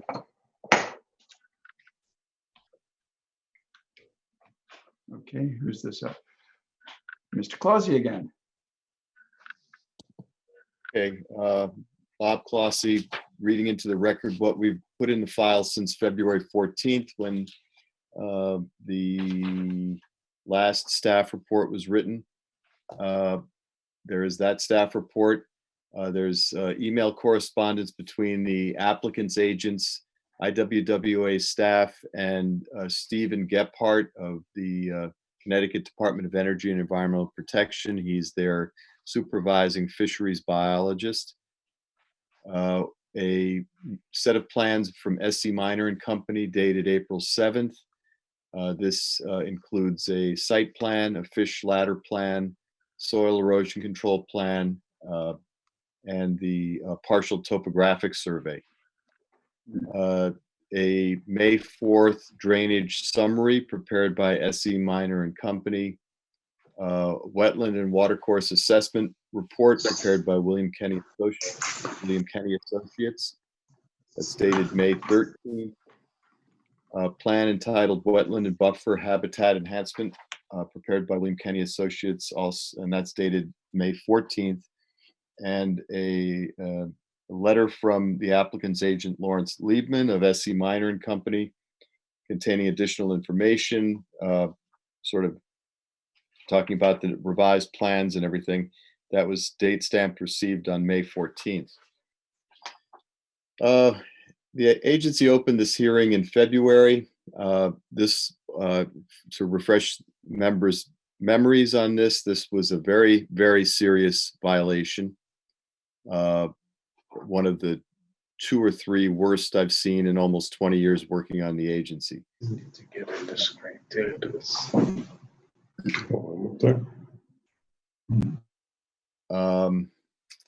The violation included repairing a dam. Part of that repair, the applicant dammed Converse Pond Brook, or East Branch of the Byram River, goes under both names, and it diverted around a bypass area, cleared and grubbed areas along the east side of the river, and I think they're in the process of putting the dry hydrant shown coming up toward the motor court on the plan that's Doreen is sharing. Now, since the hearing opened, we have these new plans, which include a lot more information than the initial submission did. It includes a biological evaluation, an engineering analysis, and a mitigation plan. I received this information on May 14th. So my comments are preliminary. DPW has not had a chance to look at the engineering material. So these are general comments. The applicant would like to maintain their dam. In doing so, they would like to add a fish ladder to the dam to allow for fish to freely move back and forth upstream and downstream over the dam. This would reconnect about a 2-mile section of the East Branch Byram River, and it would also allow fish from downstream to go up about 1 mile into Knapp's Brook, which is a tributary of the river. So I guess the question here is the applicant needs to address why it's more prudent and feasible to build a fish ladder than it would be just to tear the dam out. I'm completely in agreement with the applicant's agent's representation that this dam pre-existed the wetland regulations, but the fact is that it was leaking and failing when they decided to go in there and repair it. So, you know, it's up to them to make their case that this is the most prudent and feasible thing for the health of the watercourse and the other resources that are affected by this. So that, but besides maintaining the dam, the applicant would like to dredge the ponded area behind the dam. They say that what the proposed dredging would take 5 to 10 days. It would be staged from both sides of the brook. So the question is, how are they going to protect the steep bank on the house side, and how are they going to protect the wetland that they'd have to move the equipment through on the east side? Let's see. They also propose to take the dredge spoils and fill that bypass. The applicant's additional information letter states that the northern end of this breach would be filled, including a bentonite core, which would be you'd have to be engineered. We don't have a detail for that, and that isn't even shown on the plan before you. So they have made good progress on getting their plans together, but there's still some gaps like this between the plans and what they're saying they want to do. Let's see. The landscape enhancement plan includes stone revetment along the banks of the river, sort of stone reinforcement that is proposed to go below the level of river scour, basically into the water. There's no detail on how they plan to do this. This is a perennial water course. Doesn't dry out at any time of the year. It becomes low flows sometimes in the summer, but not dry. So how are they going to do this? The two locations proposed for the dry hydrant, it's a little bit confusing. They say option A, option B, which leads me to assume that it's one or the other. I think option A is pretty much there. And if they want to do option B, it's the standpipe is shown in the public right of way. So I'd like to know if they've talked to DPW Highway Division about this, and if they think that the fire department might want to use this and they're willing to let them use it. Has the fire department reviewed this plan? I think the mitigation planting plan for the east side of the brook is pretty good. It includes quite a few trees and proposes meadow under the trees. This would reproduce what it appears was there before based on the agency's historic photo record of the site. And finally, there was a kind of a weird thing with the floodway and the flood zone on the original map submitted, which was taken right off of the FEMA map. So the applicant has made an application to FEMA to get a map revision done of the floodway and flood zone along this portion of the brook, which would be a good thing to get this all buttoned up at the same time. So that's preliminary. I would recommend the agency keep the hearing open. The first, let's see, the public hearing has to close by June 3rd at the present time. So we do have that 90 days that the governor's executive order allows the agency or the applicant to grant. I'd recommend that this be kept open. This is a serious violation. We would like to get it resolved in the most beneficial way for the resource. That's it. Thank you, Bob. Mr. Liebman?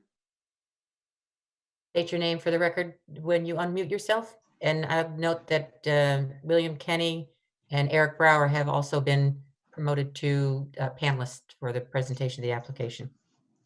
Hi, this is Larry Liebman from SE Minor. Thank you, Bob. One of the things that I want to bring up, and we know that we owe you some additional details and we are working on them. One of the things that I want to put across is that currently and previously, there's a 12-inch low flow pipe under the existing spillway. That 12-inch low flow pipe has always been there since the dam was constructed. And that 12-inch low flow pipe kind of would allow any native fish moving back and forth. And the fish ladder is just going to improve that. The methanite core detail and the construction details are definitely being worked on as we speak. We appreciate the time that the agency has given us, and we would like to work through the rest of it with staff as well as the rest of the agency. And I'll turn it over to Bill to talk about the plantings. I think just this evening make a couple of key points regarding State your name for the record. Sure, Bill Kenny, William Kenny Associates, and make a few points, key points regarding the planting plan. I don't know, is that available to review?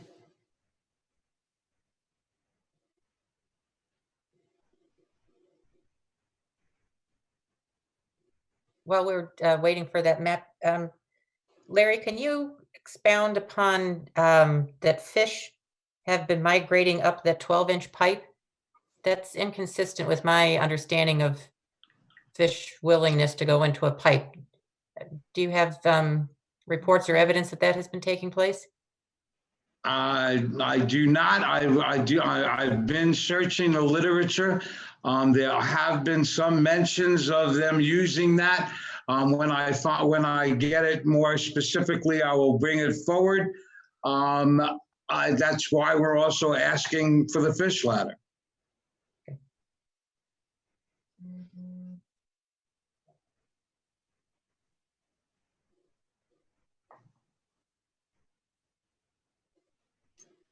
That's probably adequate.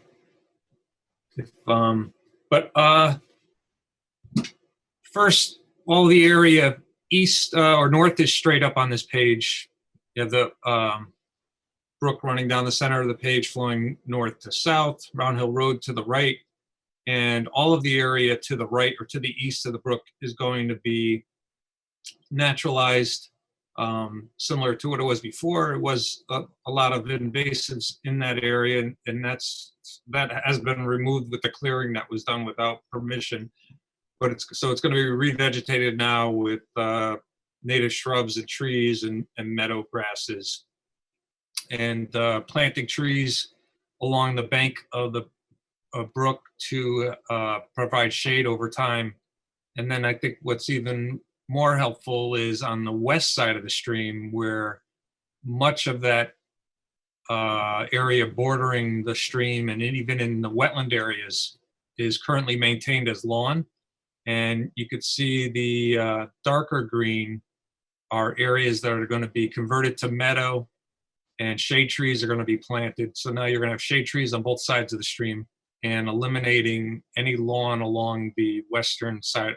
Or actually, there's not going to be any lawn left on either side of the stream on this property. So I think those are very good steps in the right direction. Very helpful to the health of the stream.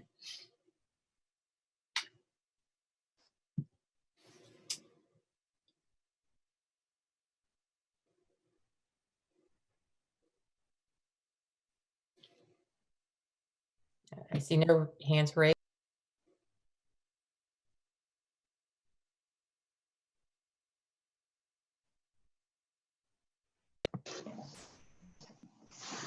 I have Peter Finkbeiner here from our office with me. Excuse me. If there are any specific engineering questions, so that this way then we can answer that, as well as Eric Brower is still on the line too. Peter, Bob indicated that the dredge material from the area behind the dam is intended to fill in the side channel that was cut. What's the consistency of the material, and how is it that it will likely remain stable enough to, during a flood event or the like, not be washed away? Or what's the criteria for that, for filling that channel in to be sure that it's stable, and how does the dredge material satisfy that? Yeah. Well, after the dewatering of the dredge material would then presumably make a reasonable soil to handle the vegetation that would then stabilize it for future flood events. And how long would the material have to be there and the planted material have to take over before it in fact was able to withstand a flood? And at what size storm does that area flood? The 100-year storm certainly covers the entire floodway. So the entire width of the valley goes underwater during the 100-year flood. But what size storm does the floodwaters start jumping the banks in that area? We'll have to get back on that. Okay, I understand that. I understand the question.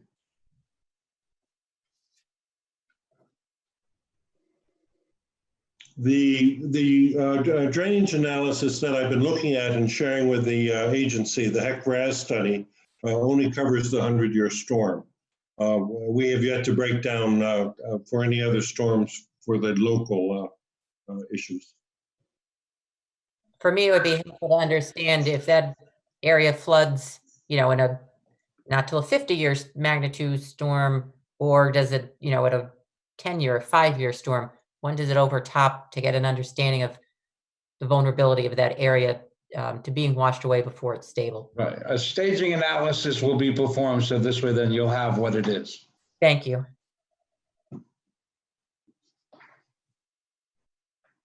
Okay, in his report, Bob specifically says, what's your case for adding the fish ladder as more prudent and feasible than taking out the dam? Can you address that, please?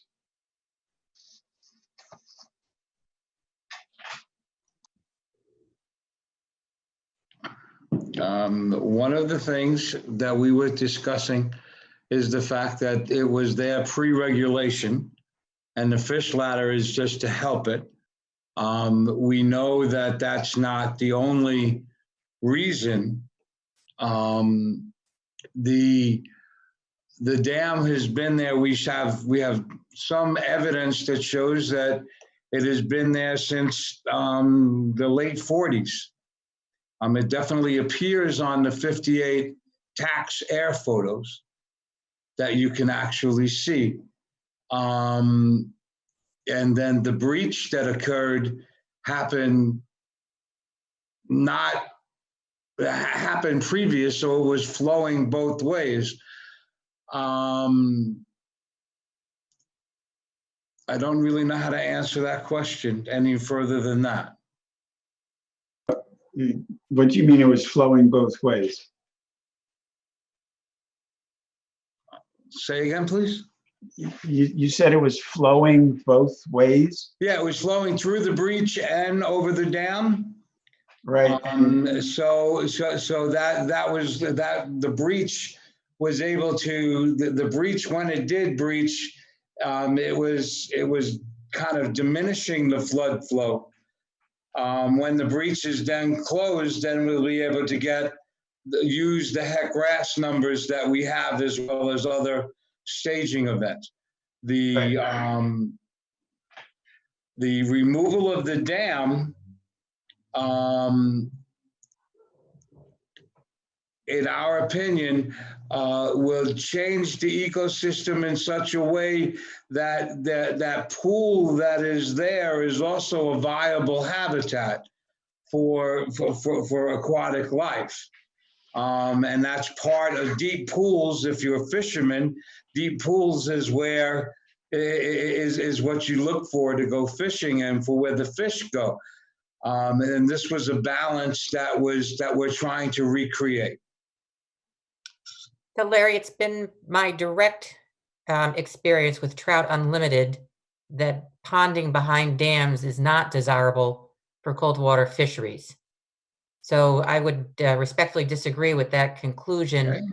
And the ponding behind the dam, so two things. When the dam breached, so you dropped the level of water, or was the breach large enough that it was really more of a riverine or a stream corridor, not a ponding?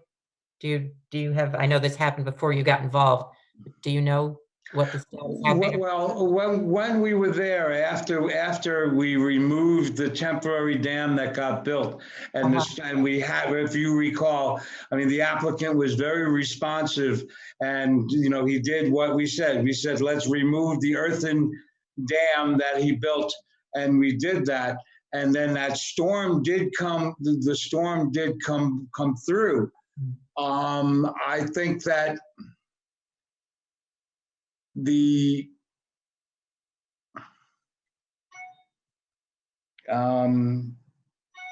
Well, perhaps it's not a fair question since you weren't involved before the work was done.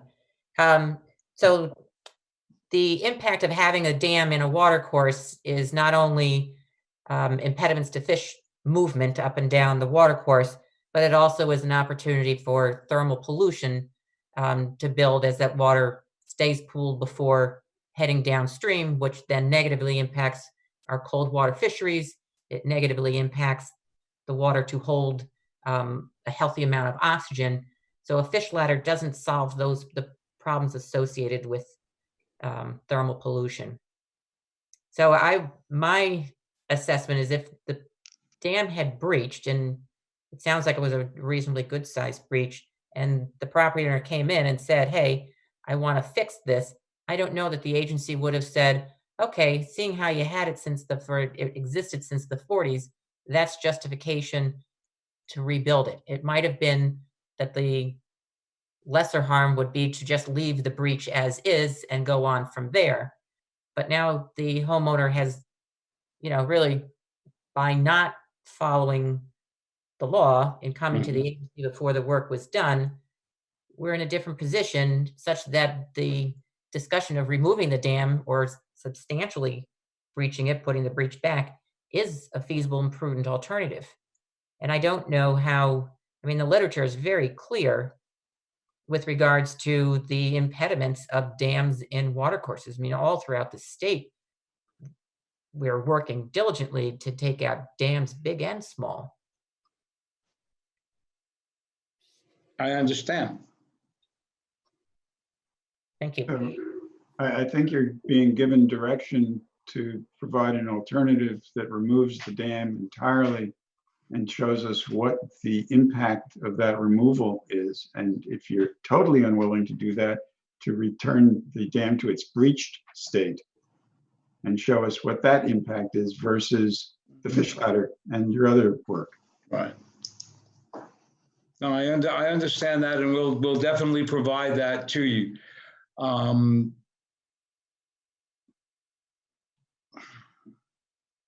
I don't along with Larry, pardon?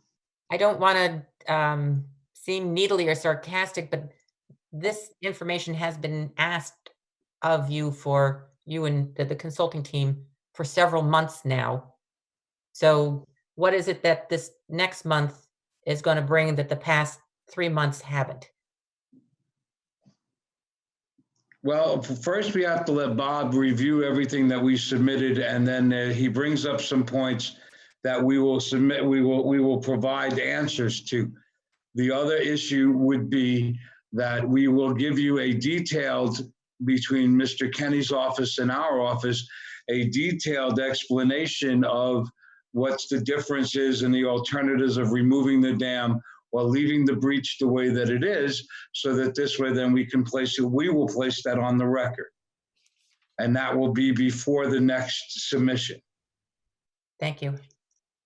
And just clarification for me, Madam Director, the agency has the authority to order the dam returned to its status before the violation? Yes. Okay, but do we have the authority to order the removal of the dam? I would defer to council. I'm not sure that we don't have that authority. So I would ask that you do refer to council, please. Because since the violation has occurred and created this situation, I would think that total removal of the dam is an alternative that we need to consider. I think the fact that the side channel was dug and there's so much going on that it is the question I would ask of council, given this added work and damage to the watercourse in the process of repairing the watercourse, is removal of the dam an appropriate inclusion to fix that whole area? As Bob said, this is a very serious violation. Okay, are there any public comments? Yes, I There is see. a hand raised, Pat. I see Bob's hand is raised first. Bob? Okay, Bob Clossy. Before we forget and close this discussion this evening, either the applicant's agents or the agency should extend the review period for the 90 days, please. So in the attendees, I have somebody goes by COP, C-O-P. I will allow you to speak. If you can please unmute yourself and state your name for the record.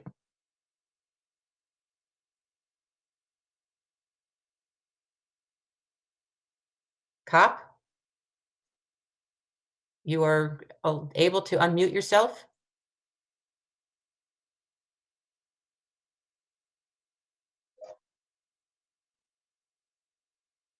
Hello? Okay, I'm not sure. I'm going to lower the hands, and if the person who goes by COP still wishes to speak, please raise your hand again. We will formally request that you extend the application process for the full 90 days, please.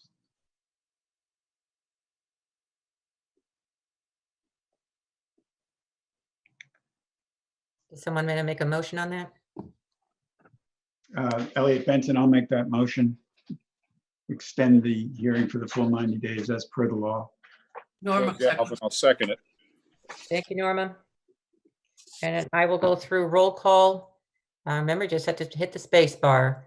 Oh, Bill Galvin, Yes.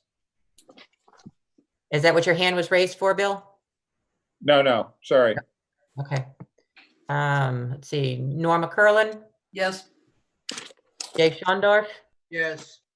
Peter Linderoff, Yes. Elliot Benton, Yes. Joe Rogers. Joe? Okay, we'll come back. Klaus Yonder? Klaus can, yep. Hi, Klaus. Oh, I'm sorry, Klaus was not seated, so I take that back. Stefan Skopoulos Yes. and Joe Rogers? Yes. Thank you. Did I miss anybody? Oh, Peter, did I get you? Yeah, you got me. I'm yes. Okay. If I missed anybody, please chime in. Okay, there we have it. 700. Okay, Okay. so you'll be continuing this hearing to our next meeting in June, the next regularly scheduled meeting, whose date escapes me.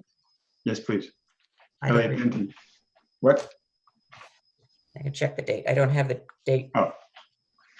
Yeah.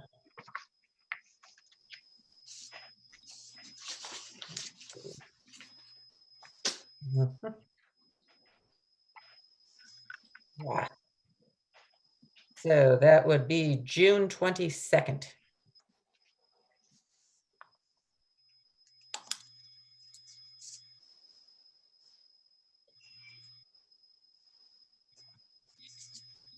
Okay, moving along.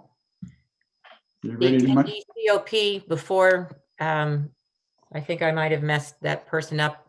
Would it be all right with you to allow him to speak or Oh, her? absolutely. That's fine. Okay, I think that they should be allowed to speak. So COP, you should be able to speak and state your name. Can you Jenny? unmute yourself? Maybe unmute yourself? COP, or you can unmute yourself. Jenny, do you see something there that I don't, that I should be doing? No, they're unmuted. They should be allowed to talk. This is the second time they've raised their hand. They have something wrong with their device, obviously. So I think they're gonna have to find another way to communicate. This is not gonna work. So all right, so they should. Yeah.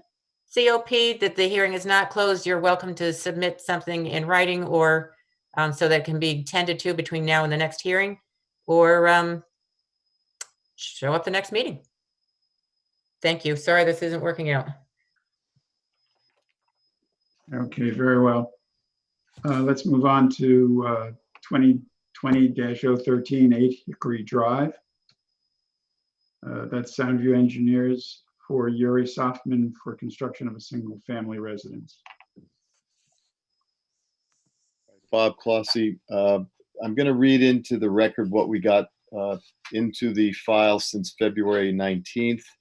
This list is the same for 0 Hickory Drive.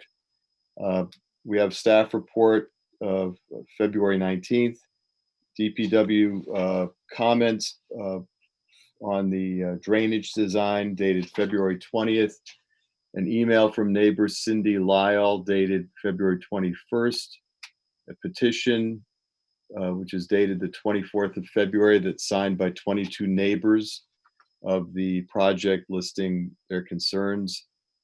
A plan set dated March 10th, which includes 2 alternative layouts. This was prepared by Soundview engineers and land surveyors. A letter dated April 15th from the applicant's agent, Bob Zmarzlak of Soundview Engineers, requesting a retroactive extension of the application review period. Submission of this request was delayed because of the pandemic, and the extension request was approved by the agency at last month's meeting. CVs of both the Director Sesto and me. Email dated the 27th of April from the applicant's attorney, Tom Hegney, requesting the agency delay closing the hearing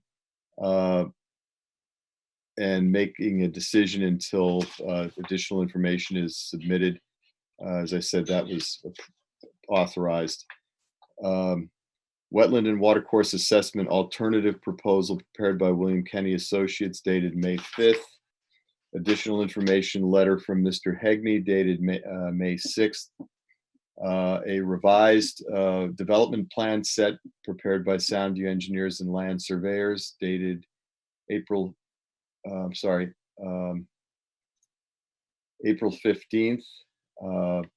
Drainage report dated April 4th.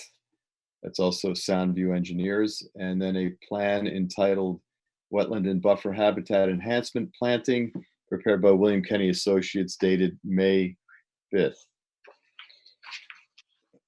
As I said, this, as it shows on the plan that Doreen is sharing, this is sort of a dual application. Each application is for each development of each lot is being handled under a separate application number, but the materials being submitted are sort of a package. The developer is the same person doing both lots. Agency opened the hearing on both of these applications in February. Regarding 8 Hickory, which is the northerly of the 2 lots, the prior development plan had 2 alternatives, both of which eliminated the western 180 linear feet of watercourse. One would have just filled it and recreated a watercourse along the southern property line, and the other piped it. There were a lot of concerns raised about this plan. So the revised plan before you actually maintains the existing watercourse behind the house, takes the new house footprint and pushes it away from the watercourse toward the road so that the front of the new house would match the front of the existing house, which is quite close to the road.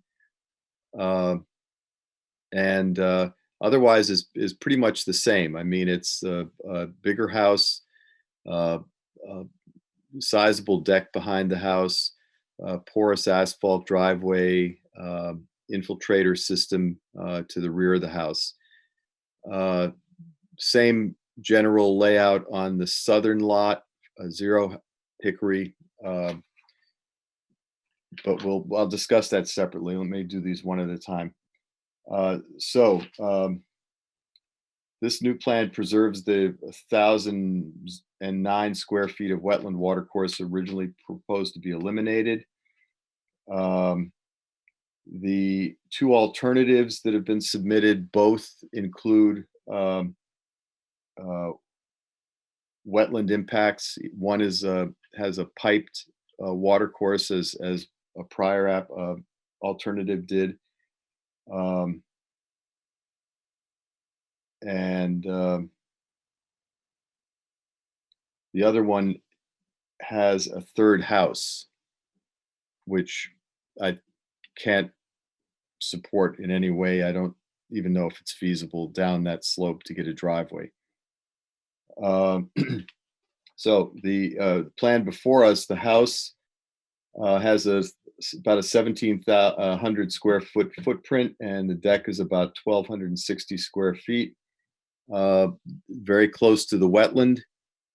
This area where the deck is shown is right now is sort of a rough lawn and a kind of a busted up patio. So it's not wooded, but it's not, completely covered with a residential structure. To the east of the wetland watercourse corridor here is an area that's going to be a lawn. It's about 75 by 60 feet and is 10 feet from the wetland. Let's see. So as stated in the staff report, there are concerns about non-point pollution from a lawn in this close proximity to the watercourse. All right, and then let's see. The DPW comments initially were very concerned about relocating the watercourse and wanted a lot more information about the contributing watershed and other things. I think those questions, luckily, with this plan are now off the table, but DPW should be given the chance to review these plans to see if the drainage systems are compliant with the drainage manual. And as I stated in my initial report, this channel is somewhat eroded, especially in the upper reaches where it's not quite as rock lined. And I'd like the applicant to explain why they're not putting a system in that has what they call the stream channel protection standard met, which would reduce well, that's stated in the staff report. I'm not going to reiterate it, but it helps to eliminate those erosive forces of the frequent storms. The habitat enhancement plan has been revised to match this new development concept. 180 feet of this western watercourse would be enhanced with both in the wetland and on the edges. But as stated, the buffer between the wetland and the lawn proposed is pretty narrow. I think it's about 10 feet. Let's see. A boardwalk is proposed over the watercourse to reach the rear lawn. This is shown a little bit more clearly on the landscape plan. Let's see. So 24 trees, large trees, are shown to be removed from the upland review area across both this parcel and the adjoining parcel to the south. Applicant has not justified why this change in cover type is justified. Let's see. And the planting plan they proposed really, it has understory trees, not canopy trees. Let's see.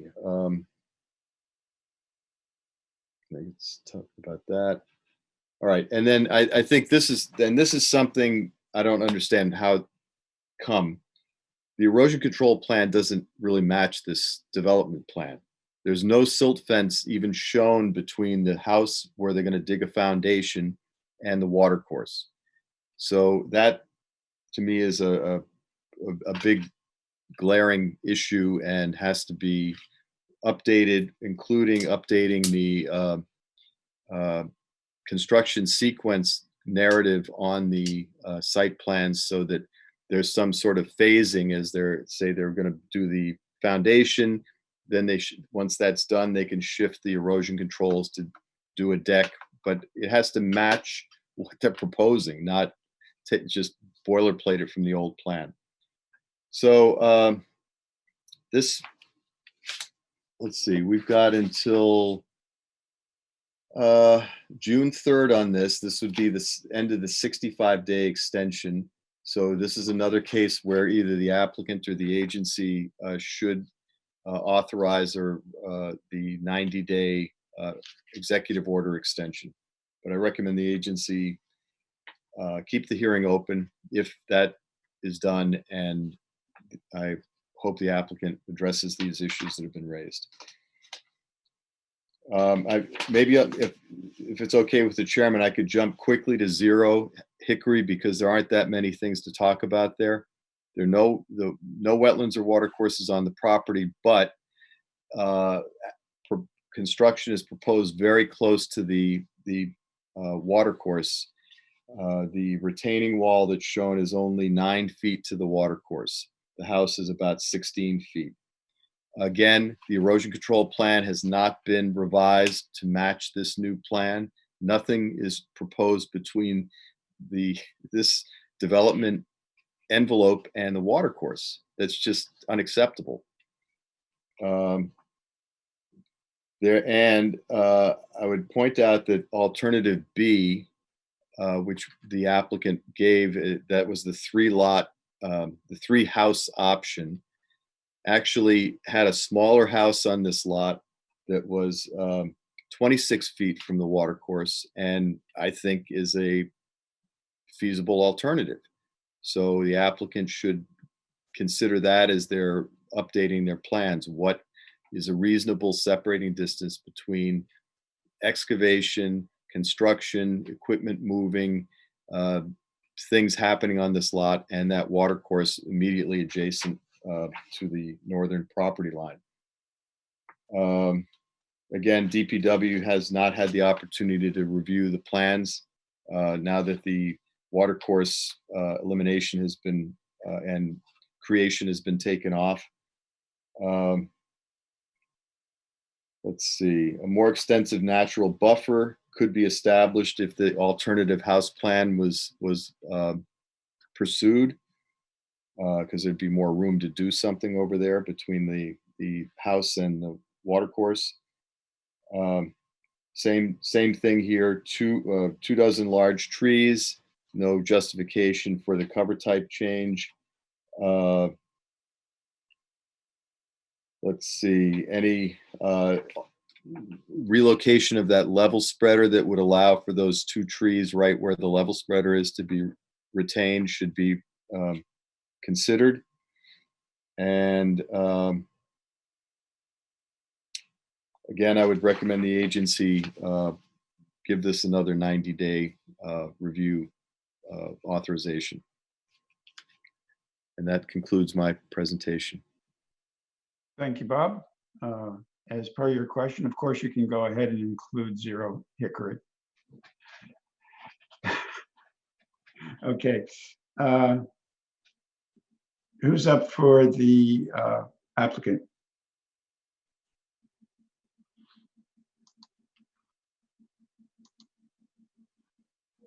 Hey, Pat, you're muted if you're talking. I am talking. Thank you. I promoted Tom Hegney to panelist. He can unmute himself and state his name for the record. Thank you, Madam Director. Tom Hegney for the applicant. We are presenting this to you as a revision to the February plan, which you reviewed and which is on the screen in front of you now. There have been some very significant changes, and I just want to go through those. Bob touched on them in his report and in his staff comments. The original house on late lot 8 or number 8 Hickory, where the existing house is, was proposed at 35 feet from the front property line. This plan proposes it to be 18.5 feet from the front property line, essentially where the other house is. And the extension of this house, which is larger, is toward the north, away from the wetland and the retaining wall, which is between the development area of the property and the watercourse. The deck, which had previously been proposed to be essentially either over or beyond the watercourse, is now on the upland side of that retaining wall, which is curved where the watercourse bends to the concrete pool. Rather than having any kind of movement or piping of the watercourse, we're now proposing to enhance it and keep it in its current condition and location. We have included pervious pavement and Cultex for both water quality and retention. And the Cultec units are underneath the deck on the northerly part of 8 Hickory, away from the wetland and watercourse. One of the things that was a big concern for the neighbors when they spoke at the meeting in February was the amount of water that comes down, really starting in Portchester on the other side of Hickory Drive and Pilgrim Drive, and comes down through this corridor. Much of it is driven by the piping that exists on Hickory Drive itself, draining the town street. And as part of his work, Brian Muller, our engineer, studied the watershed into Portchester and down through here as part of determining in his revised drainage summary report what would be appropriate and needed here to reduce peak flows and to protect the integrity of the intermittent watercourse. And that has been built into this plan, and I think is reflected actually in the most recent comments from Public Works, which did review the April 15th plans from Soundview. This is from Scott Marucci, the senior civil engineer for the town. His remarks are dated May 12th, and he finds that the drainage summary report is acceptable. He requests some minor revisions, but appears to be satisfied. He says resubmit prior to zoning permit. So he's not looking for any further review at this stage of the development, but really when you have the final construction plans ready and are going to submit them for the building permit. In the drainage summary report, it indicates that there is a reduction in peak flows, and it does meet the town's drainage manual requirements. We did look at alternatives, and frankly, just to touch on the one that Bob mentioned, the third lot would have no wetland impact really at all, except for the driveway. And the reason that the house on the southerly lot would be farther away from the wetland is because there would be a driveway going between the two houses to service that third lot. We did look to see whether the pitch of the road would satisfy the highway manual. It does. The advantage, of course, of that particular application, although it creates another lot, is that you end up with 15% of the lot area being set aside as an open space and protected. And that would be the area on the northeast side of number 8 Hickory, so where the intermittent watercourse is located. We did look at that. These are two very large parcels in the R12 zone. R12 zone requires a minimum lot size of 12,000 square feet. The northerly lot is 40,000 square feet. It could support a 12,000 square foot house. The southerly lot is 35,000 square feet, could support a house of 11,000 square feet. These homes are roughly 4,000 square feet total. The development is kept up near Hickory Drive, And even with the expanded lawn areas, 2/3 of these lots are left undisturbed, and included very much the wooded areas to the east. Mr. Kenny has developed a enhanced planting plan that Bob mentioned, provides for removal of invasive species and installation of native plants. And he provided a updated assessment. And in that assessment, he indicated in his conclusion that this proposal will not have permanent adverse impacts on the inland wetland and watercourse system. The substantial area to the east, which is heavily wooded, would remain and would be protected.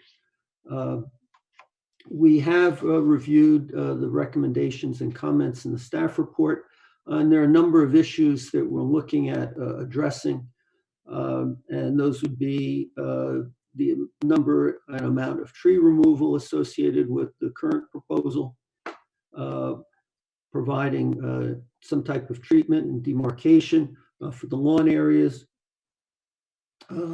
provide, as Bob indicated, a updated sedimentation erosion control plan that meets what current plan is here, and look at relocating the level spreader on the south side of the property.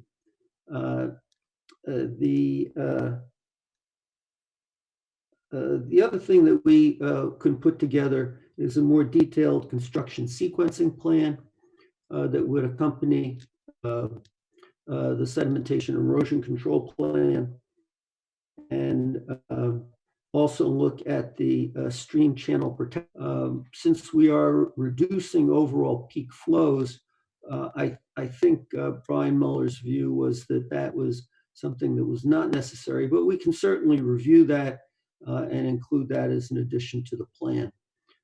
So at this stage, and both Brian and Bill are available also to speak this evening if there are any questions.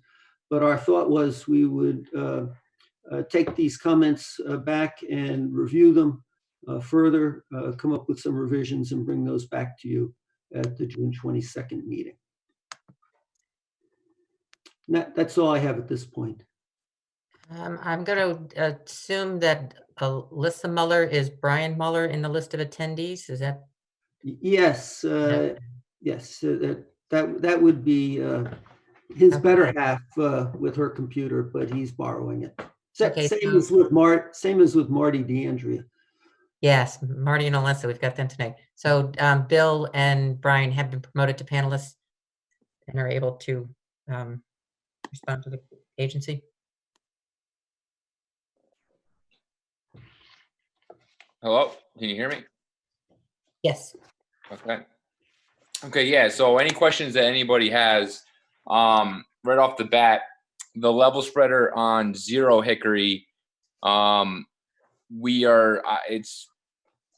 to be unable to remove that, and at the next hearing I can submit the watershed maps that delineate there are 2 separate points of concern for the downhill properties at 28 Caroline, and I believe the other property is 30 Caroline, where the majority of this water, there's a ridge line right through the back of 0 Hickory, which then carries through on 8 Hickory about to the concrete pool there. And there is a change in watershed where there's a portion of the wooded area that drains to 28 and 30 Caroline and does not get directed to this intermittent watercourse. So that level spreader has to be placed in an area where it stays in its original watershed as to not affect the downstream properties, their backyards, and make sure that that water that discharges from that level spreader, if any at all, I'm not anticipating any discharging from it, needs to be directed to the watercourse so that the flow, the pre-existing watersheds don't change. So that level spreader also has a footing drain discharge, a gravity footing drain from 0 Hickory, and the basement elevation's 89.75. and the overflow lip on the level spreader is 88.5. So we could pull it up very little because the contour there is 90 and 88. So I could probably pull it up maybe another couple feet. But I do believe there would be a way to save definitely the 22-inch oak and maybe even the 26-inch oak, depending on if a portion of this or the whole thing could even be dug by hand and not disturb the root systems. We could dig around the roots and lay a perforated pipe in there and fill the whole trench with gravel. This way wouldn't disturb any roots. But that level spreader is pretty tight in that area. I might be able to move it down slope a little bit and keep it within the same watershed. But I really want to try not to have to reduce the width of the level spreader because that reduces the velocities coming out if there ever is an overflow from the Coltech system or a constant flow from the footing drains, which I'm not anticipating a flow from the footing drains. In regards to Bob's comment about let me just pull it up, about the stream channel protection standard at the outlet condition of that existing 12-inch RCP. We have no control about what discharges out of that pipe, as the water that comes out of that pipe is all from the roadway of Hickory as well as the uphill watershed from Pilgrim Road and from the state of New York. So we can't control that flow of water coming to that pipe. But what we can control is the runoff that was directed to that area under pre-existing conditions versus post-development. And I do meet that standard. The 2-year peak flow for the proposed development is equal to the 1-year pre-development storm. So we do actually end up meeting that standard. And based on Scott Marucci's, the DPW comments, you know, we have minor revisions and just basically clarifications that need to be made for Scott to have or Mr. Marucci to have a final sign-off letter. Yeah, let's see what else. Oh, the erosion controls. Yeah, those silt fences and hay bales are actually in the AutoCAD file. They're just on a layer that didn't print, so that will get corrected and that'll be updated on the next set of plans that will get submitted, as well as an updated construction sequencing and phasing plan on that same erosion control sheet. What else was a major contention? If anyone has any questions, you can feel free to just chime in also. I think that basically covers it, Brian. Okay. And there's also other trees too that we're going to look at, that I'm going to look at to save from the discharge pipe of the, sorry if I keep getting close to the screen, I'm like trying to look at the map. The discharge pipe from the Coltex on the northerly property line of 8 Hickory, I'm going to look at sliding that pipe over to be just to the left or the north of that existing retaining wall, which we are proposing to keep. Unless the board would like it removed, we can always have it removed, but I think it's a, almost natural stacked stone wall at this point now. It's been there for so long. But by sliding that pipe over and tightening up some of the grading there, that group of 3 trees by the concrete pool, which provides a lot of shade, I'm no wetland expert, but we can probably look at saving those as well. So there is some, tightening up of work that we can do to save some of these large canopy trees to protect the shaded enhancement of this existing wetland pocket and watercourse.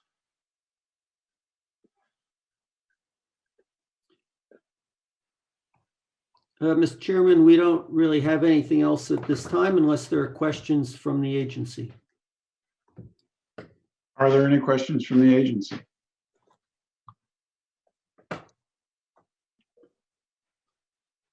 Let's see, no questions from the agency. I have a question for Mr. Kenny. I'd like your comments on the fact that you are now creating lawn from an unlawned area. And what do you think, how do you get to the conclusion that that's not going to have an impact on the wetland? The area where we're showing lawn actually is a lawn area today. We're expanding it slightly, but it is primarily a lawn area I was just looking at some photos, actually. I think there's more lawn than it's even shown on the survey. And so this is similar to the discussion with the last project. We're providing some space for the resident to be able to recreate and enjoy their property, particularly when you consider so much of the property here, again, is being preserved. That eastern side, maybe half the site, or I don't have the numbers in front of me. So it was just to try to create something, a small area for the property owner to use. No, I understand what you're trying to do. I'm just curious about the impact of the wetland. Right. How much additional lawn you're putting in and how you're going to maintain it to keep the various pollutants that are used on lawn out of the wetland. Sure. So we're going to, in time for the next meeting, we're going to provide some information about most of the area that we're showing as lawn is draining to the east, and we'll be able to collect that water and treat it with a gravel infiltration trench. First, the soil is a loose glacial till, either a Chatfield or a Charlton, which drains very well. And the runoff factors for that, you need just over an inch of rainfall before you start to get runoff with that type of soil, which basically your water quality treatment volume will be infiltrated into the ground. So you're getting the water's being cleaned just by being infiltrated into the ground. And then if you were to get runoff, we are going to add some measure along the eastern edge of that lawn to capture and treat that runoff. Okay, thank you. Bob, I have a question for you. You said 22 neighbors had signed a letter. Yes, a petition. Does that give them a formal position relative to the public hearing? No, they didn't put it in as interveners. They're not, we have it on file. They're frankly, of their concerns, many of them had nothing to do with wetlands and watercourses. They're more, aesthetics, neighborhood type issues, not wetland type issues. Fine, thank you. Okay, so do we need a motion to continue the hearing? We need to invite the public to speak. We need to invite the public to speak. Yes, of course. I don't see any raised hands. Neither do I. Would anybody in the public like to comment on the application?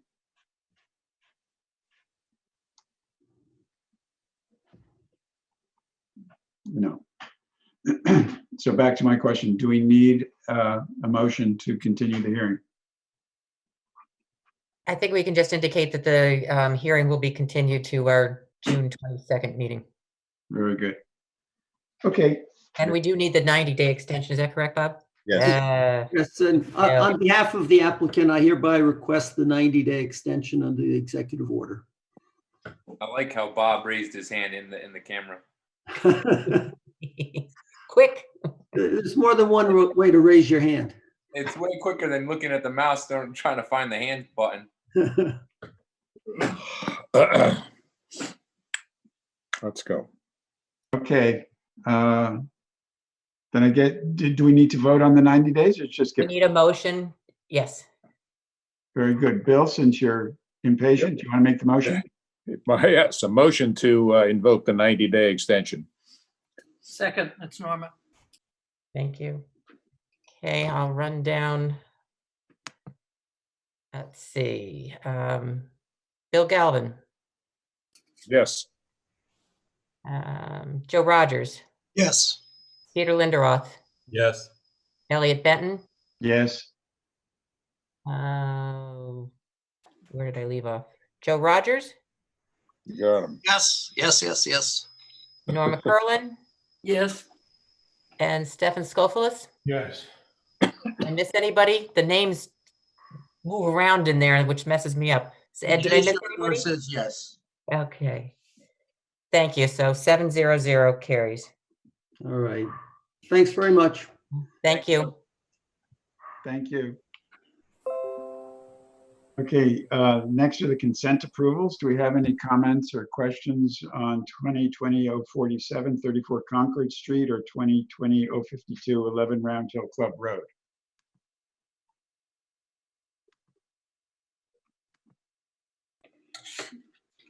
Given that there are no comments, can I get a motion to approve the consent approvals? Motion to approve. This is Peter, second. Okay, running through. Elliot Benton, Yes. Peter Linderoth, Yes. Joe Rogers, Yes. Stefan Scopolis. Yes, I made the motion. Well, you still get to, you can make a motion and vote against. Norma Curlin. Is that a yes, Norma? Yes. Thank you. Jay Shondorf Yes. and Bill Galvin. Yes. Thank you. 700. Very good. We move on to 2020-08, 12 Hillcrest. Doreen? Hello. Okay, so this application is for a driveway with a new entrance location that was shifted within 15 feet of a wetland and watercourse and a courtyard at the front of the residence. The driveway will primarily consist of porous pavement. At the last agency meeting, a schematic of the impacts of the less pervious coverage was requested. We received a letter from the project engineer stating that shifting the driveway 3 feet to the north will eliminate 710 square feet of porous pavement, which will reduce the function of the stormwater management system to 65% of its required need. We also requested a construction sequence that was also received. The plan should be updated to give more details of each step of the project, including installation of erosion controls and maintenance, order of construction, and the duration of each project. Plans for alternative driveways were requested to be submitted so that they could be evaluated by DPW. This was submitted and reviewed by the town's senior civil engineer, Scott Marucci, and this is what he stated. Alternative 1 is the existing driveway. It has a deficient sight line to the south and a slope greater than 15%, which is the maximum standard slope of the driveway for residential use.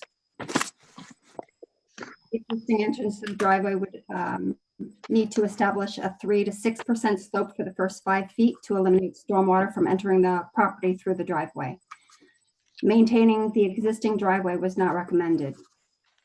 Alternative 2 involves shifting the driveway slightly to the south of the existing driveway. The sight line requirement is met, but the slope is slightly above the required 15% slope. Impervious pavement is not recommended for slopes between 7% and 15%.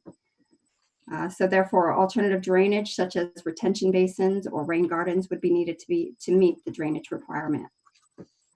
Deep tests would be needed to determine if the alternatives were feasible, and there would also need to be revisions to the stormwater drainage study. This driveway alternative was considered to be the second best alternative. Alternative 3 is the current driveway proposal. It meets the sightline requirements and has an average slope of 6.4% and is considered the best alternative. The engineering division recommends that the agency determine between alternative 3 as is or alternative 2 with modifications. Should alternative 3 or 2 be approved, a revised planting plan should be provided that includes additional trees and shrubs to increase the existing proposed buffer by about 30 feet to the north of wetland flag number 21 through wetland flag number 15. It's an area approximately 30 feet by 90 feet. A boulder demarcation along the northern edge of the plantings will further protect the wetland and stream buffer from future encroachment. This plan, sorry about that, if you can hear it. This planting plan will provide protection to the watercourse and is proportional to the activity proposed and preferred alternative as indicated by Mr. Marucci. Should the agency approve alternative 2, staff recommends delay until additional plans and stormwater management study is reviewed and approved by the engineering division of DPW. Should the agency approve alternative 3, the agency's standard conditions should be implemented and the following special conditions as provided in the staff report.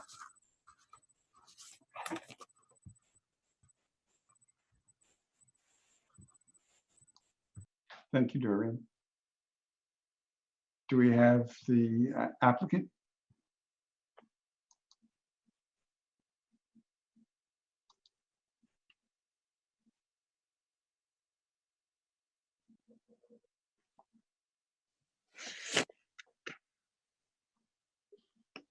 Pat, you're muted. Tom, I've promoted you to panelist.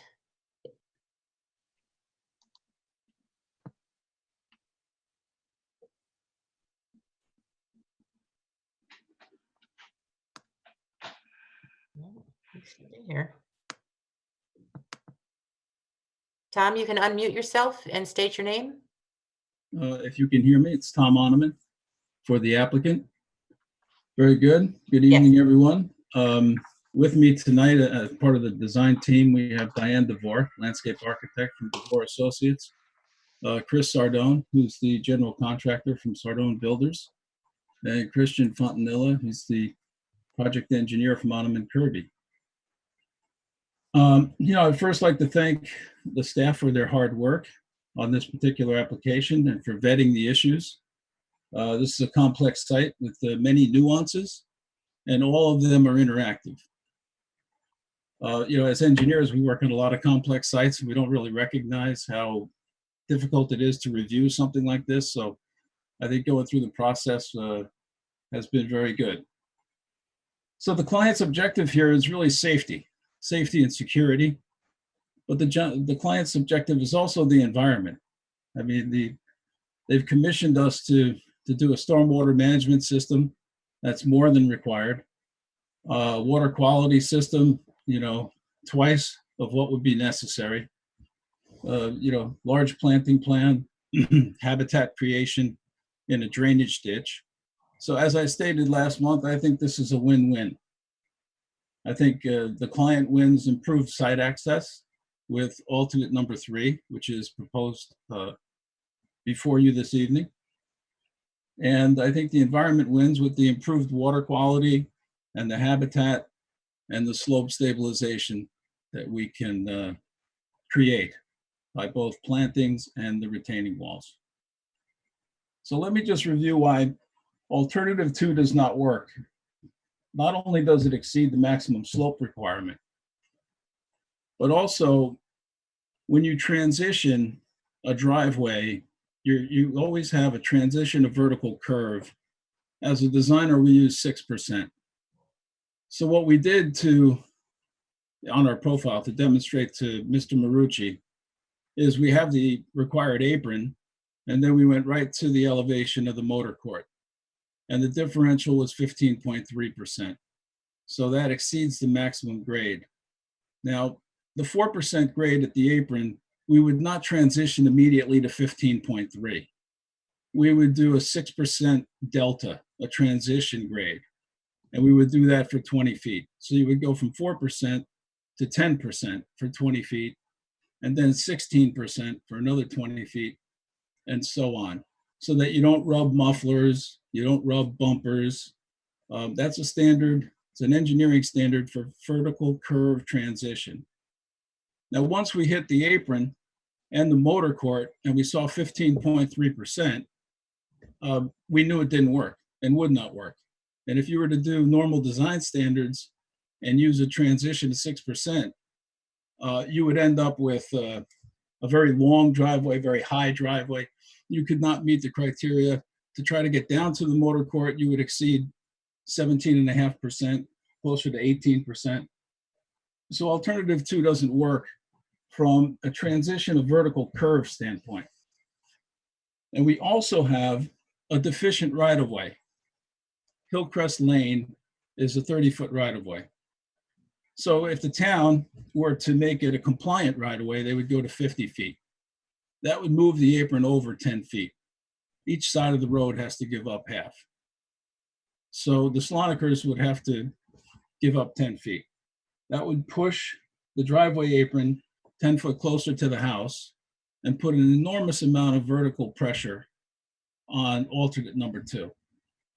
So for those reasons, not just it exceeds the 15%, but also because of transition of vertical curve design and the deficient right-of-way, we feel alternate 2 is just not viable.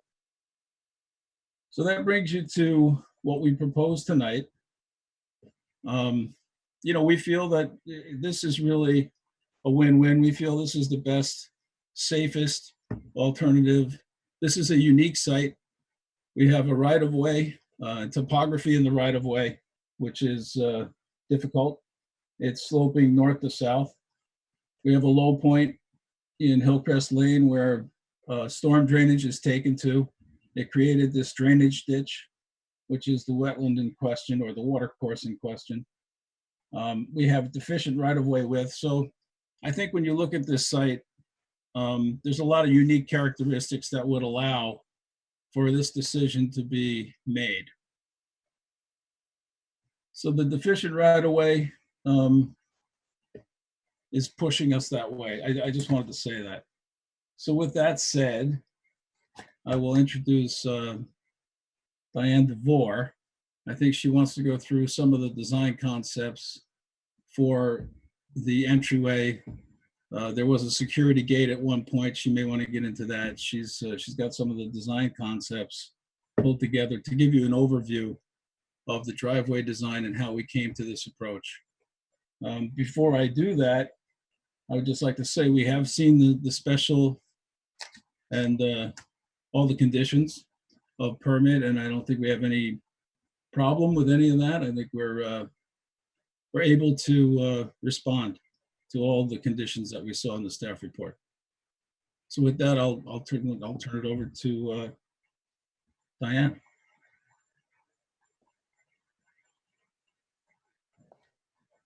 Or maybe not. Well, I'm trying. Am I? You're here. Am I on? Yes. Okay. So just a couple of things. The other thing that this is like a Rubik's Cube. There's also grade plane walls that we were dealing with. So when this application was first submitted, and I was not part of the team at that point, there were grade plane walls that you all ended up having to approve, which you've done. And so really what I started doing was working from the grade plane wall back. And that's also where we came up with kind of the minimum turning radius to get an emergency vehicle in there. And that's kind of the only spot where the client has asked for a security gate where I could do the security gate. And, you know, since our first application, we have moved the driveway 10 feet to the north, but I just can't get it to fit. You know, I'm looking at grade plane walls, I'm looking at the emergency vehicles, I'm trying to get everything to work into one tiny little spot, and it's really tough. We have, I mean, I'm happy to add more at this point. Since we last had spoken, you know, we have added 7 trees, we've got 60 shrubs, I've got 4,000 native ferns, grasses, and aquatics. You know, we can add some more of those, and we're happy to do that.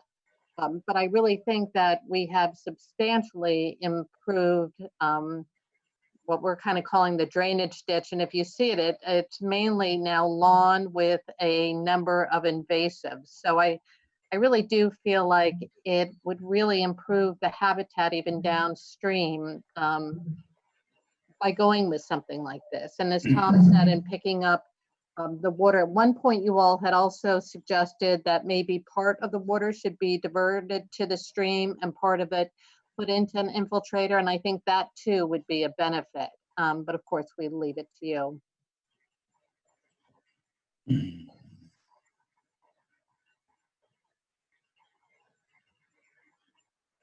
Okay. Mr. Animan, are you finished with your presentation? Yes, Mr. Chairman. At this time, I think we would take questions. We did submit the 3 things that were requested of us last month, and we'd be happy to answer any questions on that or anything else. Okay, do we have any questions or comments from the agency?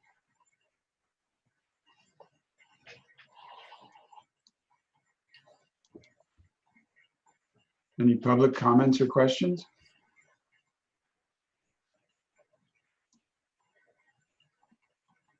I don't see anybody.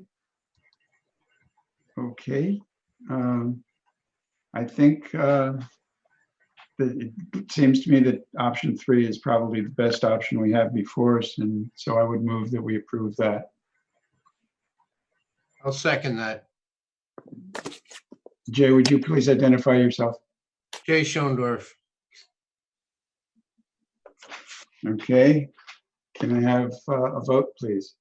There's no further discussion. Yes, Bill Galvin, Yes. Elliot Benton, Yes. Joe Rogers, Yes. Peter Linderoff, Yes. Jay Schondorf, Yes.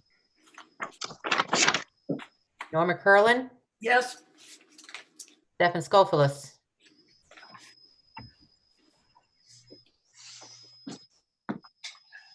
Stefan? Yeah, I tried my space bar. I guess it didn't work. Yes. Oh, sorry. Okay, 700. That was to approve option 3 with the conditions proposed by staff and the agency's normal conditions. Is that correct? Okay. Okay, thank you. Okay. Thank you so much. Have a good night. Thank you. Okay, next up, we have 27 Paxlands Roads. That's application 2020-021, Soundview Engineers for Benjamin Welch for construction of a pool, patio, and retaining walls. Bob Colossi speaking. This application was reviewed last month. The agency raised concerns about the initial plan, which was to build a couple of retaining walls and deposit fill to within about 10 feet of the wetland at the closest point. The applicant took those comments, went back, reworked the plan, has pulled the retaining wall, closest wall, which is more like a line of boulders, 20 feet from that pinch point, and also reworked the other walls. So this is more closely reflective of the limited disturbance that was approved in 2008 by the agency. And there's also an extensive planting plan that would, at a minimum, create a 25-foot wide buffer. But as you can see from this, except for that pinch point, the wetlands sort of are not, they don't follow the line of the walls. They're angled off in relation to the orientation of the walls. So let's see. I think the greater separating distance and planting plan will, create and maintain a vegetated buffer capable of producing long-term wetland protection. And I, as the important thing, and this kind of gets back to what we talked about with Dublin Hill Drive. I mean, this plan will be a very solid way for compliance staff in the future to know whether future property owners are maintaining those buffers, because you have solid structures, you have a planting plan that shows what was supposed to be planted, what was permitted to be a lawn. And compared to the 2008 plan, this is going to be a lot more direction going forward. So I've recommended the agency issue a permit with the conditions in the staff report. I would point out, I think that this plan that Doreen has on is basically the May 13th Soundview plan and the accompanying plan from landscape architect Joe Pajonis. So in the spot on special condition 1 where it says insert approved plan, I think that that's the one that we're talking about. The applicant can confirm this, though. That's concludes my remarks at this time. The record should reflect Bill Galvin, Norman Curlin, and Jay Schondorf were at the site. Okay. Do we have comments from the applicant? Yes. My name is Joseph Pajonas, and I'm representing the owner of the property, Ben Welsh, and his company, Hawthorne Development. I echo much of the same that Bob summarized. He summarized it better than I could have. I would just like to add a couple things. This plan that we're looking at is an overlay between what we submitted previously, which is sort of highlighted and outlined in red, versus the underlying conditions, stone walls and grading that is in our typical black and white and gray. That reflects the current plan that sound engineers are showing on their plan. We have a grading plan, we have a planting plan. All of those have been coordinated and are all reflecting this new sort of tightened up, buttoned up plan. We've done just as Bob outlined. In addition, we took the agency's comments about this two-tiered system that we had and sort of gave us the ability to make this a little bit more efficient was to get rid of that two-tiered system, and we have pulled everything sort of back up the hill a little bit, and sort of the pool area and recreational play lawn area are on level now for the most part. Obviously still pitching and grading, but that's sort of how we were able to address and respond to the agency's comments.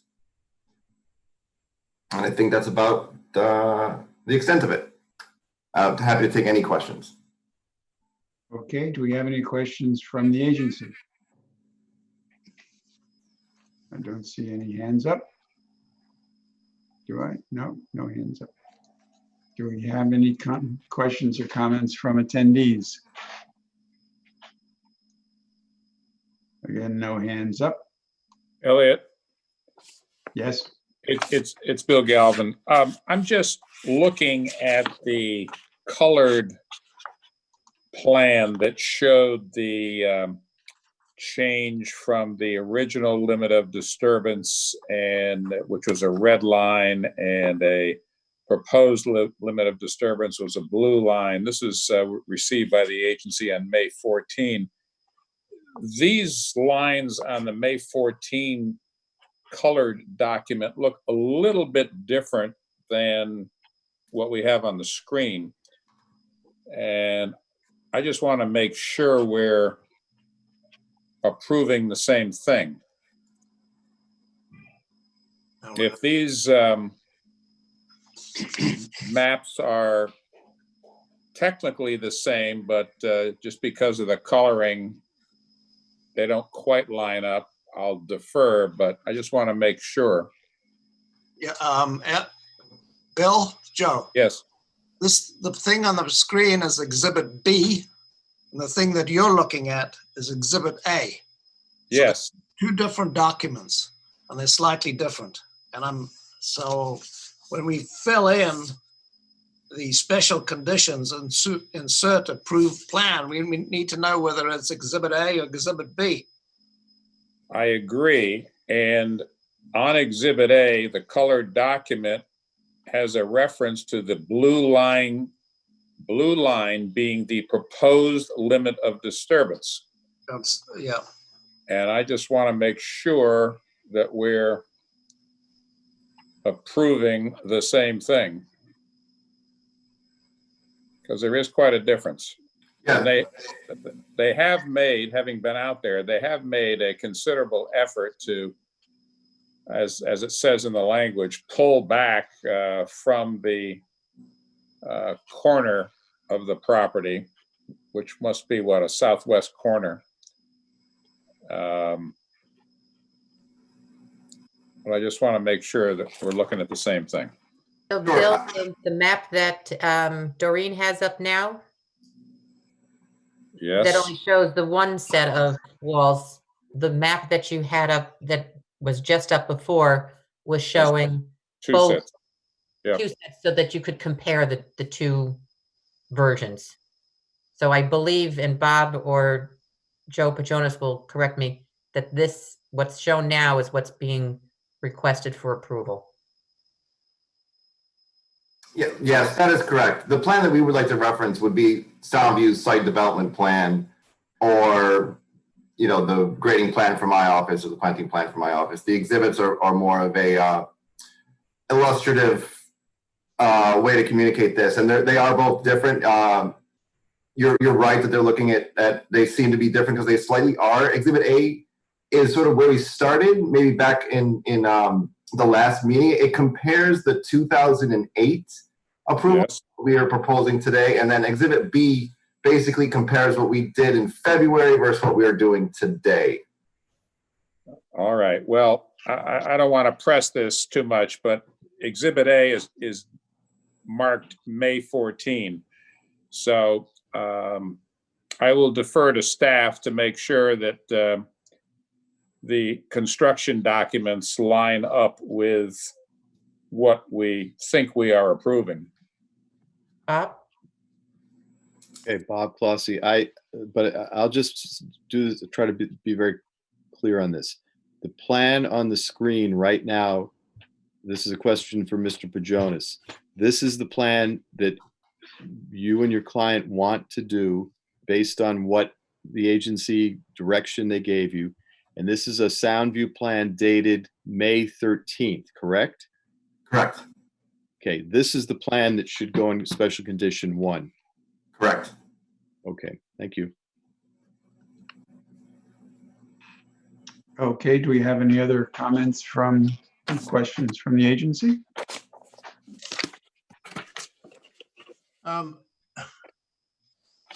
Elliot, yeah, I do.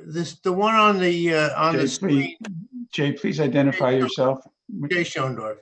The plan that's on the screen, there's a proposed construction fence, which I thought sort of lined up with the red lines on Exhibit A. I am still a little bit confused as to the extent of the work that is going to take place. Exhibit A looks quite clear with the coloring on it, but this plan does not look that clear to me.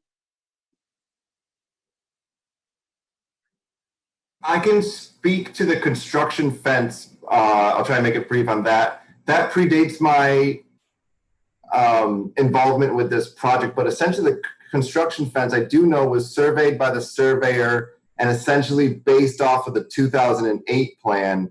And I think it sort of highlights and indicates how we are pulling things back. And that fence was put, it's already in place.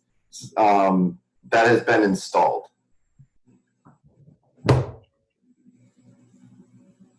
And we basically just we wanted to also just offer up another exhibit to the commission to show not just 2008 versus today, but we wanted to show the commission, the agency, what we had done last time versus the alternative that we were proposing today, which is represented by the plan that is on the screen today. That is exactly what we're proposing to do.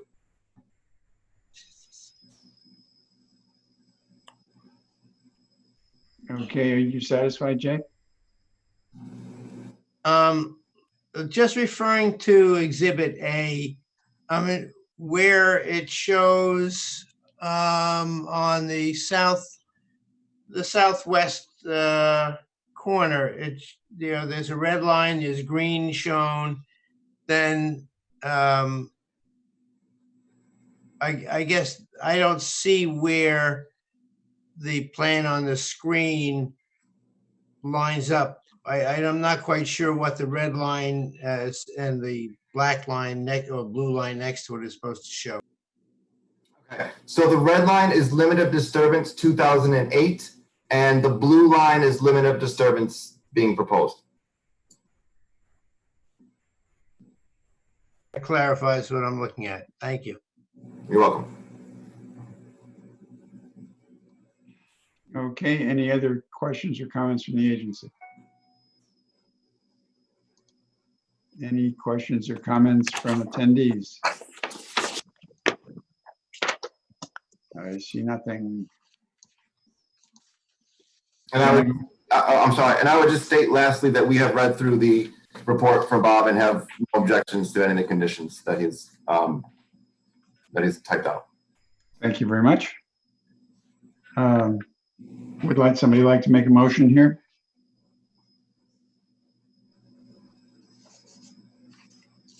Okay. I'll make one. It's Bill Galvin. Motion to approve with the special conditions as indicated. Is there a second? I'll second.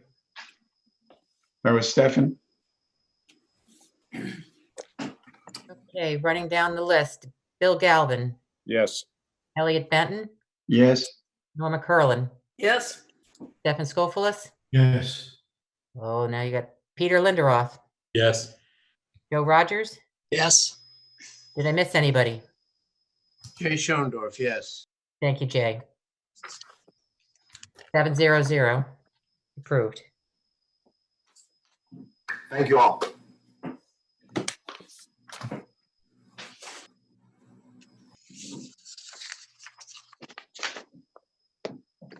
Okay, moving on.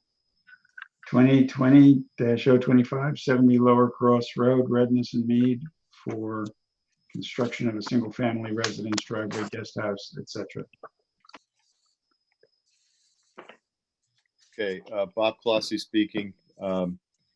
The applicant has revised the plan according to comments made by staff and the agency at the initial review of the application.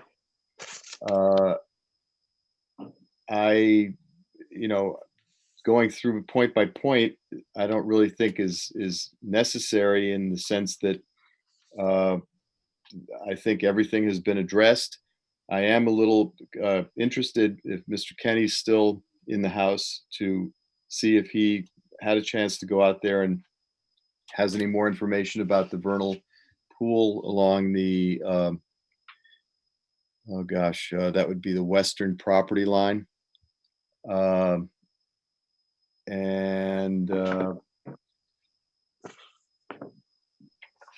Otherwise,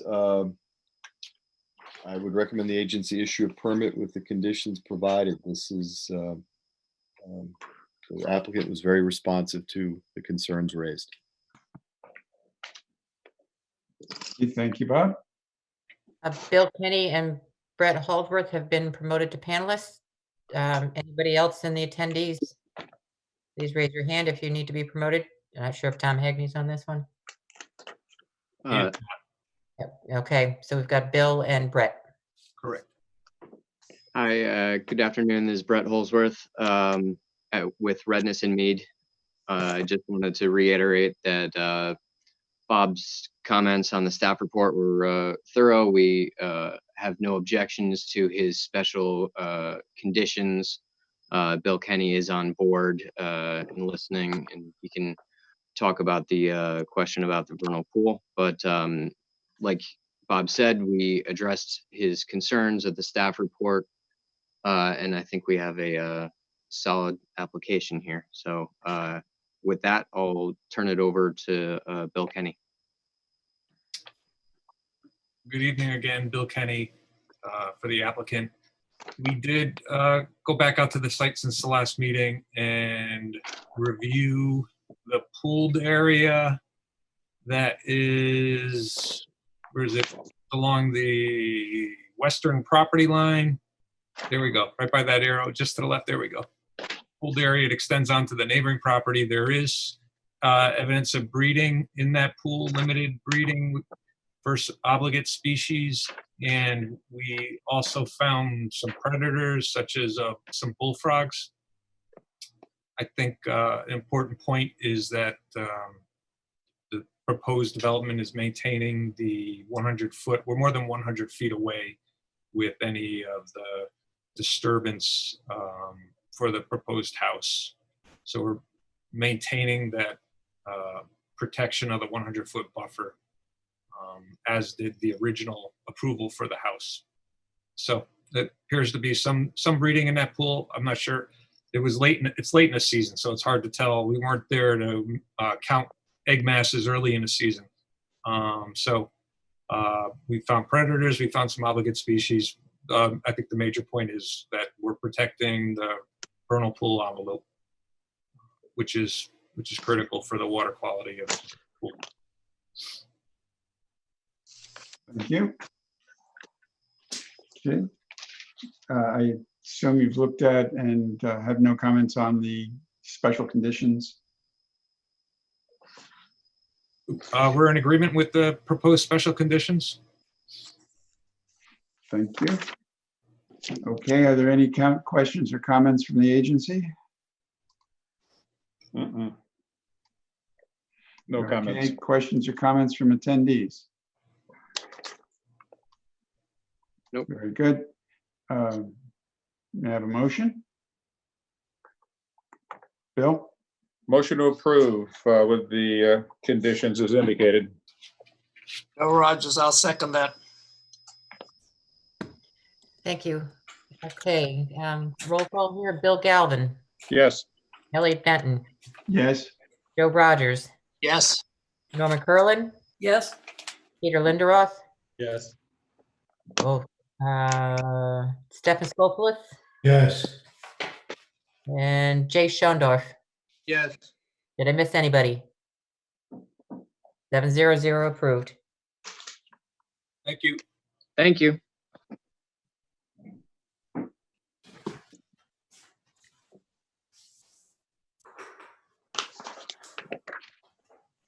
Next up is 2020-048, 33 John Street. SE minor for Greenwich Runaway LLC for correction of a runaway deer fence. Okay, who do we have? Who's up on this one? Jen, Hi, Jen Urena. you get to speak. Yes.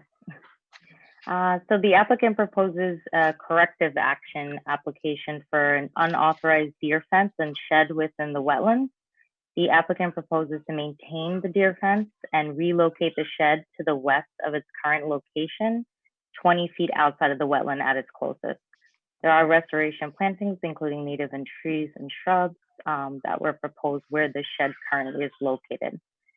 So in February 2020, we received a call that a unauthorized structure was being built within the regulated wetland at 33 John Street. After my site inspection, I confirmed the unauthorized 295 square foot shed set on 10-inch form tubes was constructed within the wetland in the southeast part of the property. Also, I found a deer fence was found within that wetland area. After reviewing the files for an older permit that was issued in 2010, 2010-90 for residential development of the parcel, I found permit modification and order was issued for mitigation plantings. Neither action included the deer fence or the shed. The older permit did expire in 2019 prior to my visit, and conditions of approval remain outstanding for both. These conditions include the demarcation feature, restoration plantings, meadow to naturalize in wetland areas, and a couple of paper conditions. The as-built submitted in 2013 does not include the demarcation feature, nor does it include the carport dimension. Stop work order was issued for the property owner after my inspection on February 26, 2020, and this includes the new violations and the 2010 permit violations. So I'm just going to separate them. Permit violations, the area between the rear of the property and the wetland is currently maintained as manicured lawn. According to the order to correct, issued in 2011, there's a 29,670 square foot to be maintained as a meadow. That wasn't found. A demarcation feature is required along the proposed meadow, which was also not present, only in parts. The restoration planting required under the order was mainly within the northern portion of the property, and this is opposite of the recent violation. We are requesting that a full inventory of these plantings should be provided to determine if the approved planting plan was for the order was issued in 2011 was fully installed. Excuse me. So that's all the older permit violations. Moving on to the new violations, the applicant proposes to relocate the shed 20 feet outside the wetland. They have provided proposed restoration planting plan within the area of the shed. The area was maintained as lawn prior to installing the shed. Proposed restoration plantings for the southeast wetland are adequate with the exception of shrubs, which should be specified at 3 to 4 feet in height at minimum. The unauthorized deer fence in its current location within the southeast wetland beside the shed has minimal adverse impact to the wetland. No impacts to the water flow were observed. There were no alternatives presented for a relocation. The deer fence is mentioned in the 2010 permit. A former staff member, Tina Hartley, wrote in a staff report in 2012, the deer fence within the wetland are to have 4-inch by 4-inch holes added to the bottom, 2 per section, and this condition was not implemented. So I recommend that the fence remain in its current location, provided the recommended openings are made, spaced 5 feet apart. There's another chicken wire fence that runs through the wetland north of the pool. This fence encloses the property line.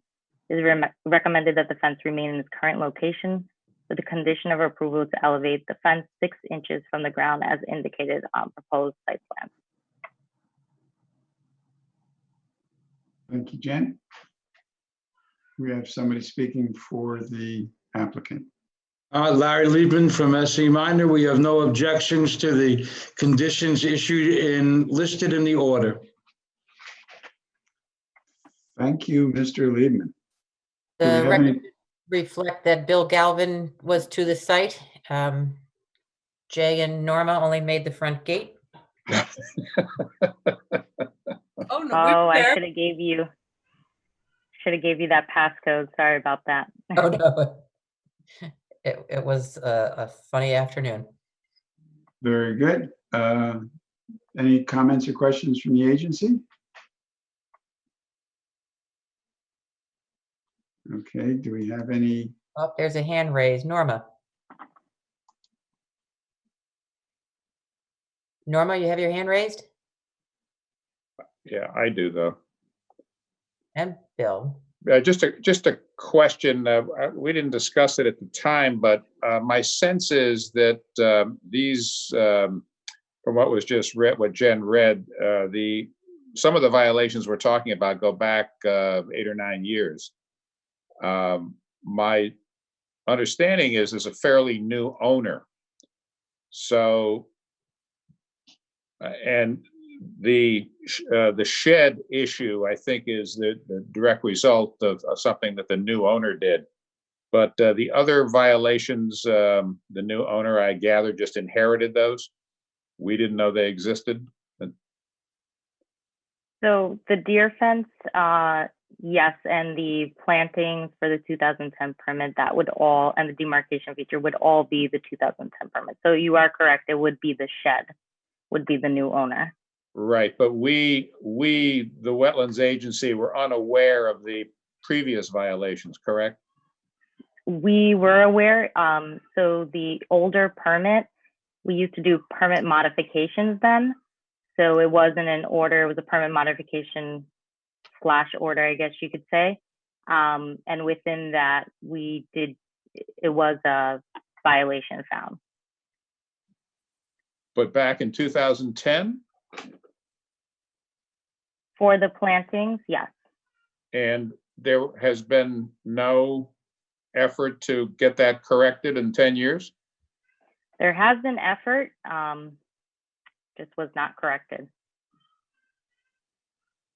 Okay. So the last correspondence,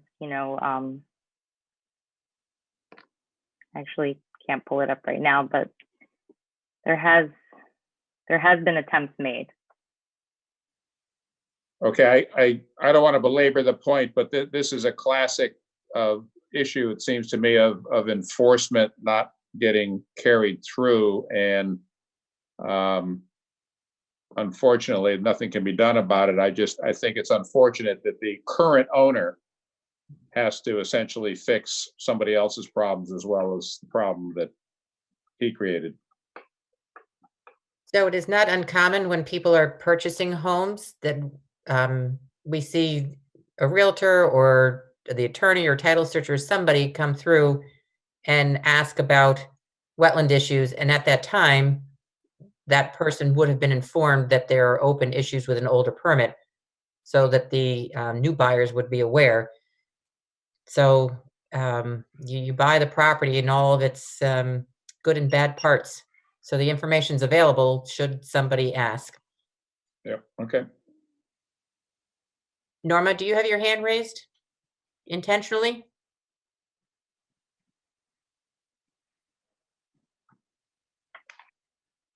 But Jay does.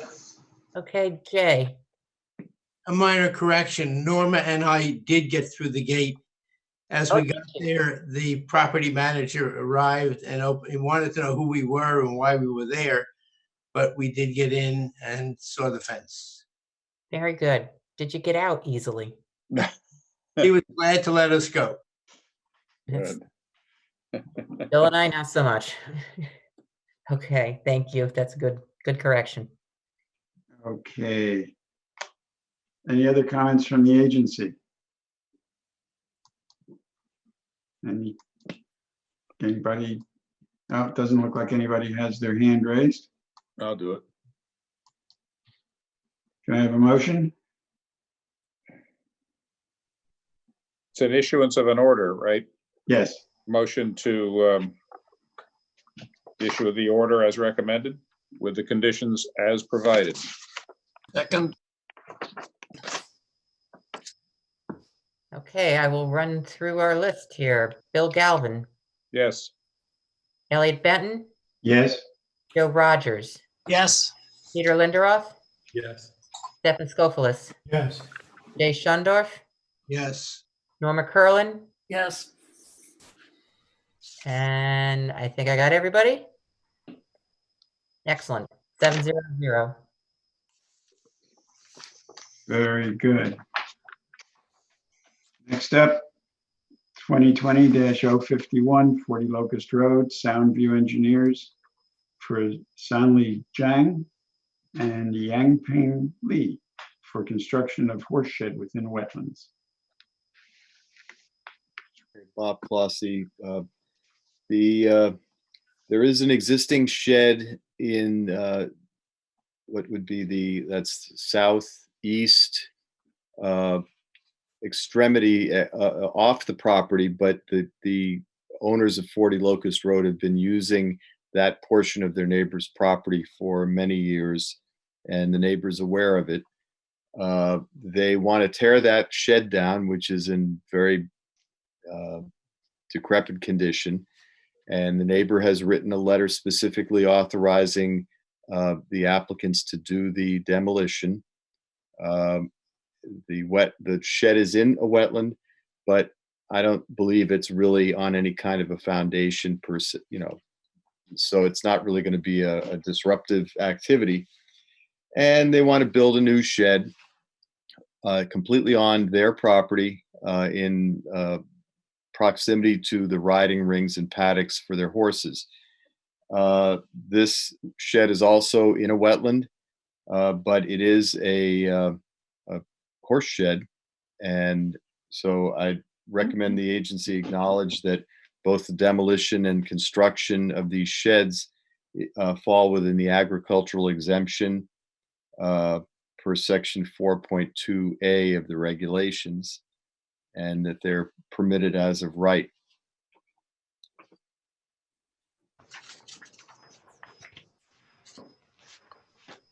Very good, thank you.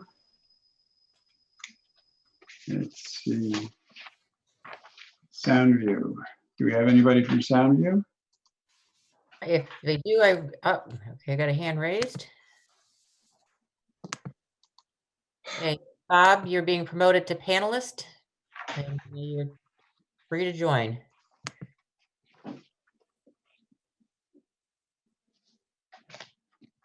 Bob, if you have anything, Zmarlak, if you've got anything to say, you're welcome.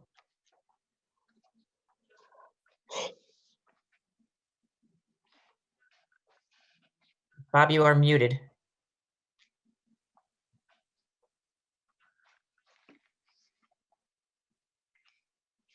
Okay. Okay. That's it? Okay. Do we have, I guess we have to make a motion to recognize the agricultural exemption? Yes. Okay. I'll would someone- move that agency acknowledge that the demolition and construction fall within the purview of section 4.2A and are permitted as of right. That's Stefan Skoufis. Bill Rogers, I'll second that. Okay, Bill Galvin, Yes. Elliot Benton, Yes. Joe Rogers, Yes. McCurlin, Yes. Jay Shondorf, Yes. Peter Linderoth, Yes. Stefan Skofilis. Yes.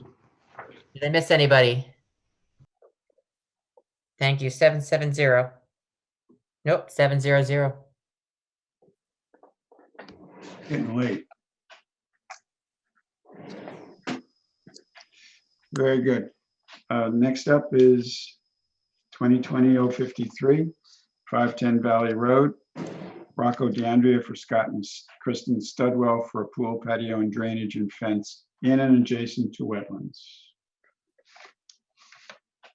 Bob Clossy. The pool and the patio that are proposed here are in the same location as a pool and patio the agency approved back in 2007 when a permit was issued to redevelop this property. That pool and patio were never built. So that portion of the application and the associated drainage is, I think is, seems reasonable to me. The area is a level lawn. It's easily accessible from the pavement behind the house. Should be very straightforward to install the pool. Let's see. There are some revisions to the drainage plan that ought to be submitted before the agency rules on this. The applicant has been provided the copy of the DPW comments. Now up in the, okay, north is to the top of the plan. So in the northwest part of the property, there's a pond.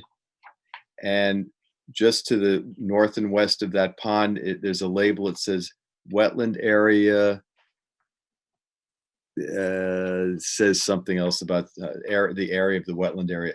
There actually, the soils report showed wetland lines kind of coming up out of that pond and hitting the northern property line where the stone wall is. And this wetland it's connected to a larger wetland on the abutting property to the north.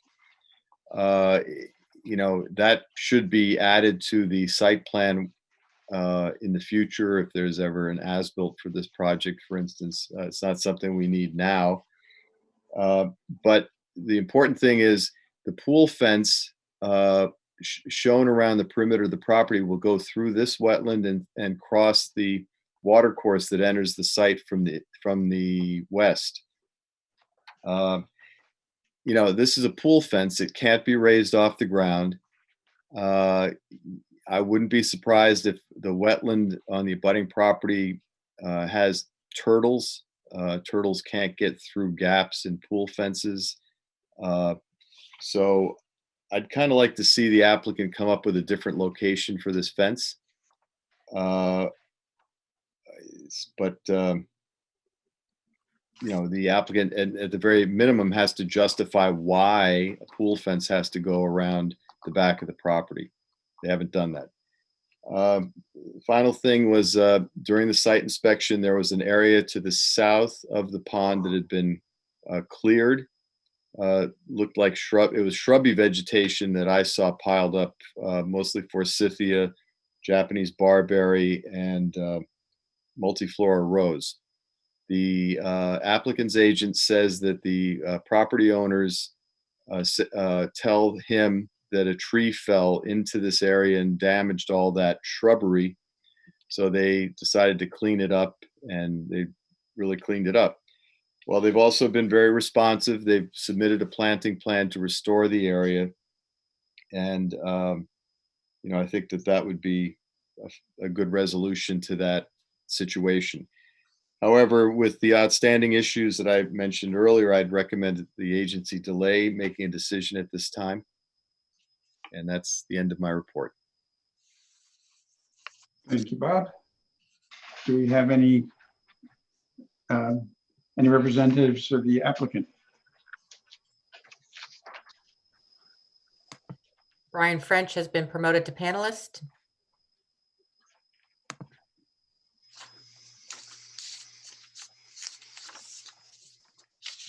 Can you hear me now? Go ahead. Hi, my name is Brian French. I work with Rocco DeAndrea, and I'm representing the stud wells. First off, I have read the comments and I understand them. And I've been in contact with the landscape architect to address them in an appropriate way, which will serve to be of no adverse impact to the wetland resources. And after hearing Bob's comments, and I've read them in the report, I'm curious if I have to talk to the clients regarding a relocation of the fence, but they're deciding too if they're going to hire a wetland specialist to look into what species are affected. And there is a perimeter stone wall which the fence is currently proposed up against, and I'm not sure if turtles. It would serve as a point that maybe, I don't know if the turtles would be able to get through the stone wall, therefore maybe supporting the location of the proposed fence as it is. But I'm not the specialist. I think I could talk to the clients to see if they would hire someone to help support that. I think they're also going to consider if they do relocate it. But I just was curious if there's any feedback that you could give to me in regards to, if there were evidence or a report from a wetland specialist that supported the fence in the proposed location, if that would be something that you would still oppose, or you are still open to that, depending on what the report says.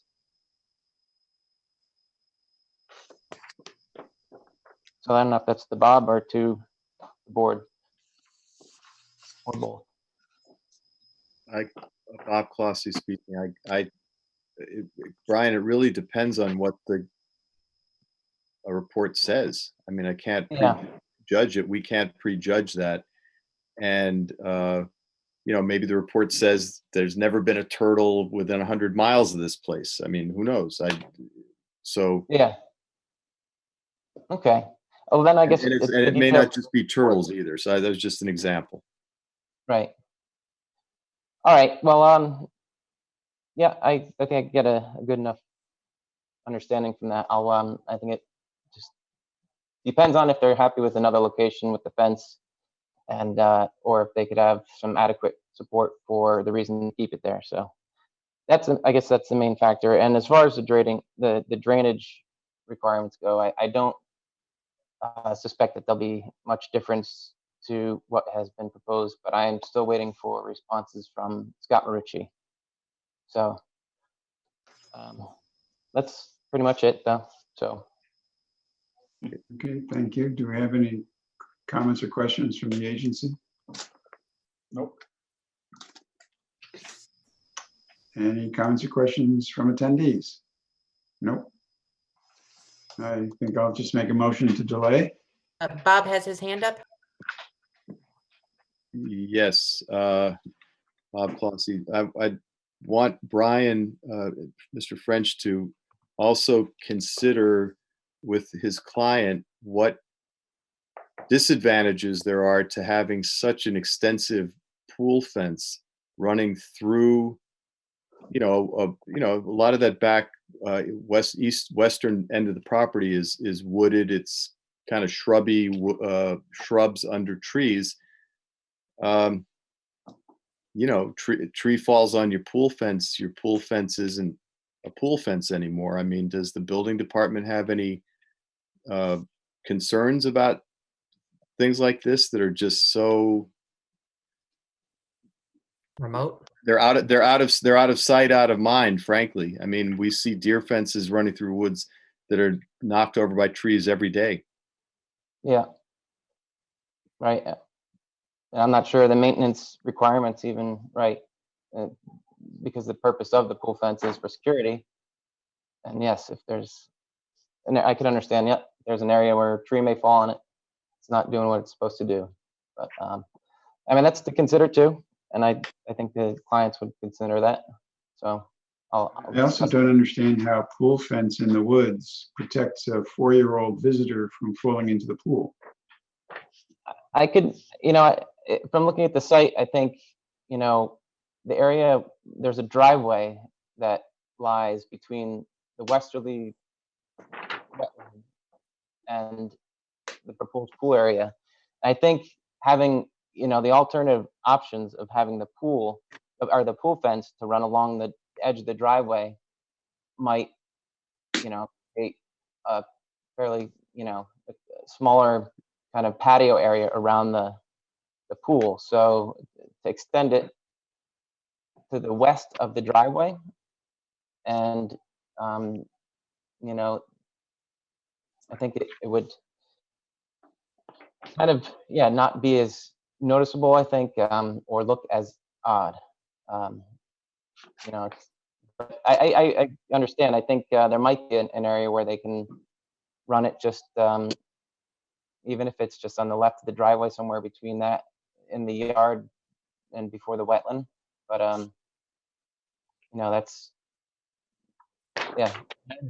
it's a sensitive resource, and we don't want to go there if it doesn't make sense either. But we'll we could look into that. Okay, thank you. All right, thanks. Are there any other comments from the agency? Yeah, it's Jay Schondorf. Bob, that area to the north of the pond is a wetland, is that not right? Yes, it is. Yes, it's not in the plan, but from the site, it looks as though, yes, it's a wetland still. If it's a wetland, will we approve running the fence through it? That's up to you. I mean, the agency regularly approves deer fences through wetlands, but those are, you can raise the bottom 6 inches, and sometimes they, you ask people to relocate a fence from where they originally propose it because they'd have to take trees down or something. I mean, there are a lot of factors that go into it. I think the problem that is coming to a head with this application is we are seeing more and more pool fences running through wetlands, and then the agency loses their ability to call for that 6-inch gap because it conflicts with the building code. So rather than deferring to the building code, should the agency be considering more firmly saying to get it out of the wetland, or what's your justification for being in the wetland for pool fences?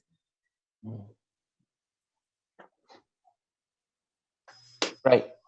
Yeah. I mean, I could, if anything, I see, there's a existing stone wall there that, I think they were just trying to follow. So, I think that might be some benefit to the argument, but I mean, if it were a fence just running straight through the middle of a wetland without a fence, I think it's just a piece of the puzzle. We kind of have to look at everything, and I mean, we'll definitely take into consider, the direction that you're pushing as well.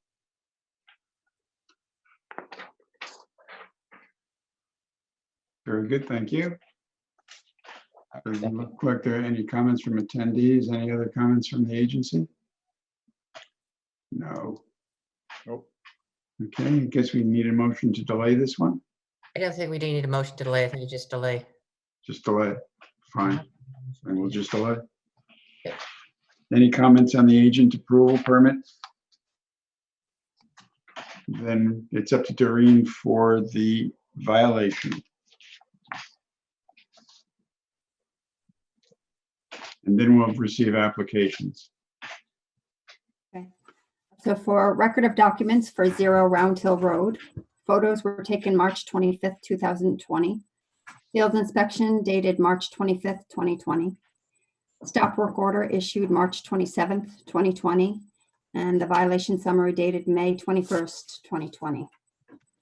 So the property is a vacant lot to the west and adjacent to 301 Round Hill Road, which is a residential lot. A crew from Shady Tree Inc. selectively removed trees and cleared the understory from about a ½ acre of wetlands and buffer on both sides of the common drive that bisects the property. Based on the conditions of the adjacent uncut area, it's likely there were a lot of vines growing within that work zone. Some or all of that woody material was chipped and spread over the affected area. It's about a foot or so in depth. The workers from Shady Tree Inc. were presented with a notice of violation and told to vacate the premises. A stop work order was issued to the owners by certified and regular mail on March 27, 2020. Cease and correct order 20-03 was issued by regular and certified mail on May 12th with a deadline for the application submission by June 19th, 2020. The homeowner has retained Tom Hegney and will be working with SE Minor and Company to submit their application. They said that they were able to provide it by the given deadline. Nonetheless, staff is recommending that the agency maintain the cease and correct order. And if the application isn't received by the date indicated, place a certificate of violation on the land record.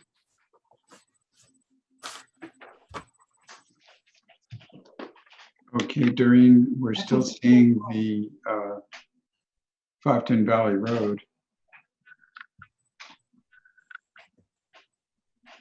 There we go. Thank you. Okay. Are any of the attendees here representing this or this violation? I don't see Tom Hagney in our list anymore. They said that they were not going to come based on the fact that they have, an application pending. Great, thank you.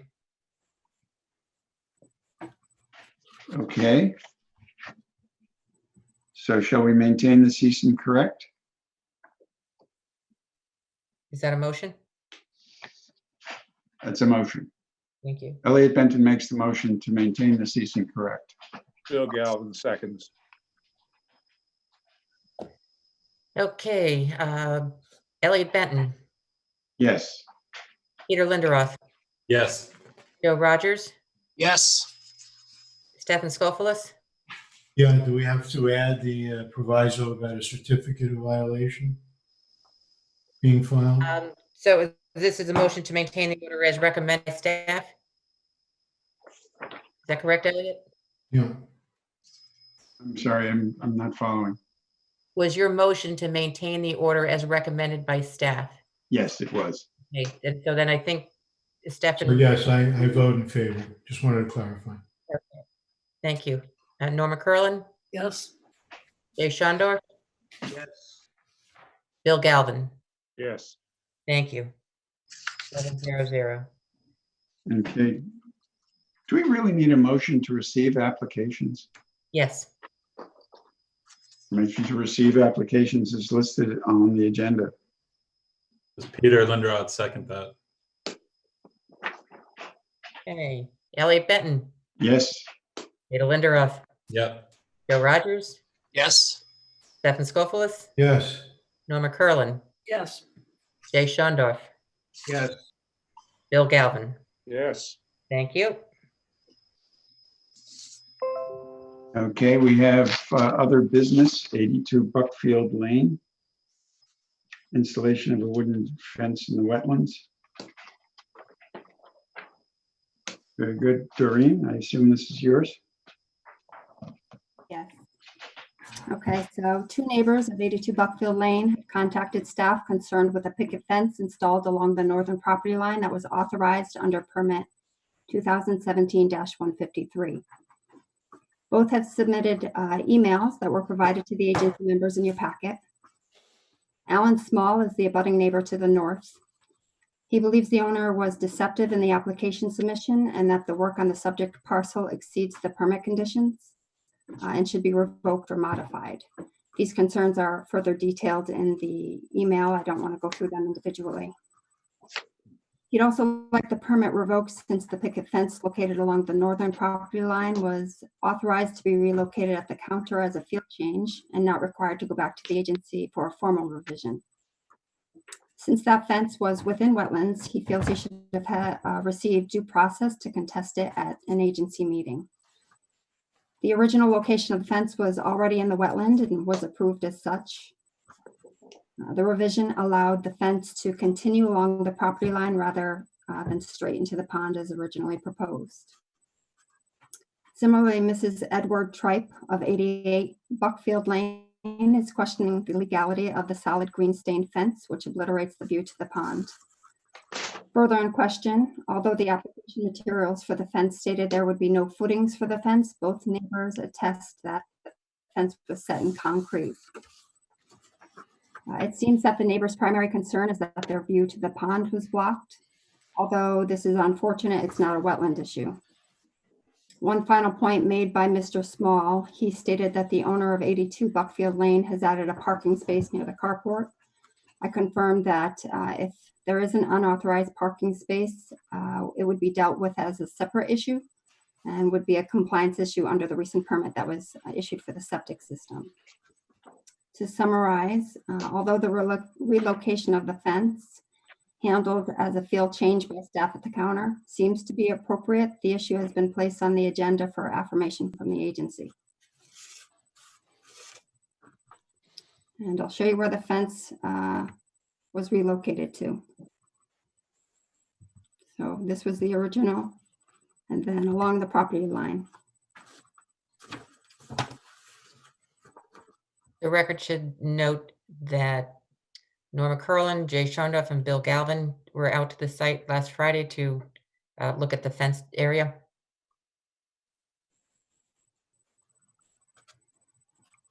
Okay, I have to admit I'm a little confused.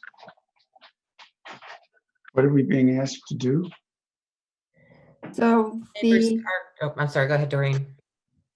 Okay, so the neighbors are concerned with the relocation of the fence along the property line. Originally, it was approved in this location here under a permit.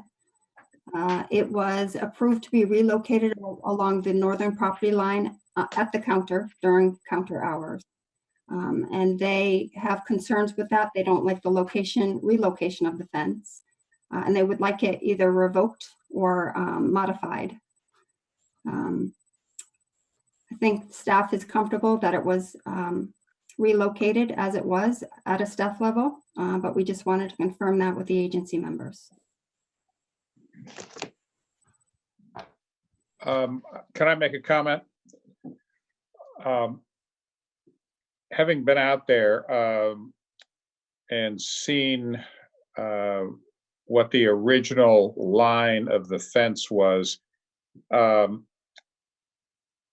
this isn't quite the way this is, what's on the screen isn't quite the detail that you see standing out there, but right above where the image of the existing shed, that square, right above that, there's an iron pin. It's from that point that the angle of the fence changed from what otherwise would have been a straight line to the wetland. And this is not quite to the scale that when you're out there you could see it, but if you were to take the line coming from the right to that iron pin right above the existing shed logo and continue straight to the left, to get to the wetland, it would be 4 panels of the fence. That's a better indication right there. From that pin to the wetland, essentially a straight line looking down the fence, it was a straight line. It would take four 8-foot panels of the fence. When the fence angle was changed, instead of it being 4 panels going to the wetland, it became 12 panels, 8 feet each, going along the line that's indicated. And that change of angle essentially obliterated the view of the pond that Mr. Small had. I didn't understand this until I was standing there and seeing that not only was the angle of the fence changed, it was significantly lengthened, causing him to essentially lose the view. I don't know why that happened, but I see what the issue is very clearly. From a wetland impact standpoint, or, so the question is, did staff make a mistake by considering that a field change? And again, our criteria is not, does it block a neighbor's view? That's not a wetland factor. The question, as we, staff members, when changes like this are brought to us, we look and say, if the fence as proposed versus what they wish to change it to, is that a meaningful change as far as wetlands go? Or does it seem to be within the scope of the original permit and something that the agency would not have made a distinction over if this had been before them to begin with? I'm not sure if I've made myself clear, but well, was the original permit intended to continue the fence in a straight line to the wetland? through the wetland. It's always been through the wetland. Well, okay, yes, but essentially to the water is what it comes down to. The fence Yes, would go. so instead of going to the water as this is shown here, it goes to the water, as you say, 12 panels away. So it Right. goes to the pond in either place. All right, so what was perceived to be the benefit of making this change from what had been approved? It wasn't a matter of a benefit. It was a matter of no consequence from a wetland standpoint. Okay. That's okay. Technically accurate, but the intent of, at the staff level, we felt that the intent of the permit remained the same. What was the intent of the permit? That a fence would be installed through the wetland, touching the pond to create the pool fence.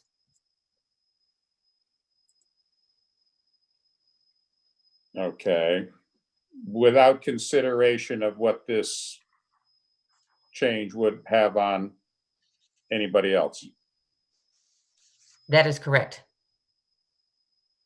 Our only responsibility, our only charge is to the wetland, not to neighbor views.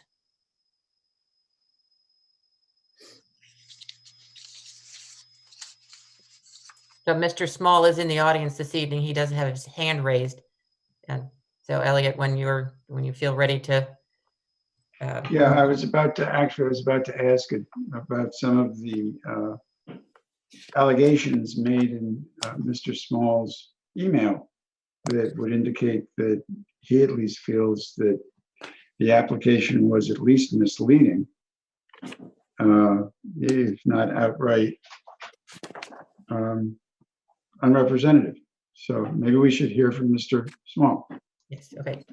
Yes, I'll unmute Mr. Small in one moment. I do want to remind the agency that a very similar situation was transpired on North Street, where staff made a field change as to grading, and the agency did affirm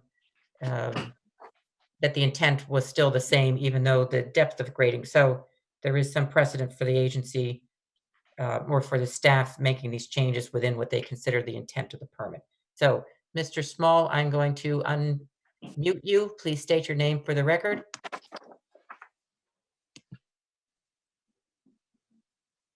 From 86 Buckfield Lane. Thank you.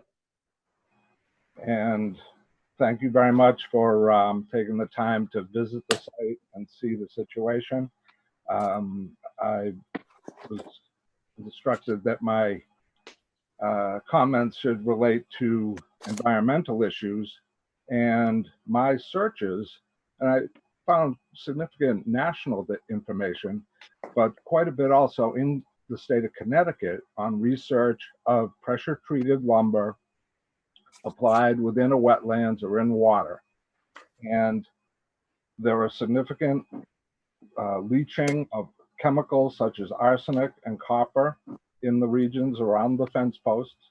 And in water, that leaching is significantly more.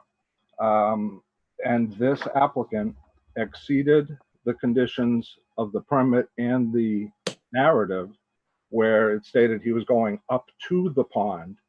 And instead, even though you let him add 12 segments, he added an extra to go into the water.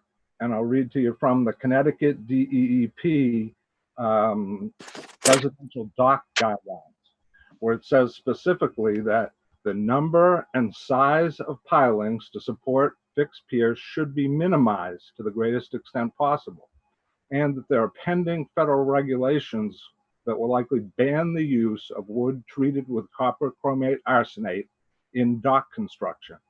And DEP considers dock construction similar to wetlands in terms of the water contact.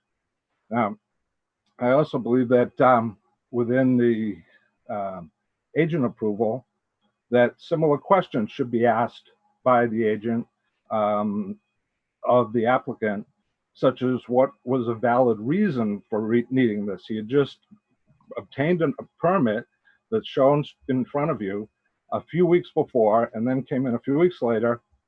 There's no reason for that recorded in the record.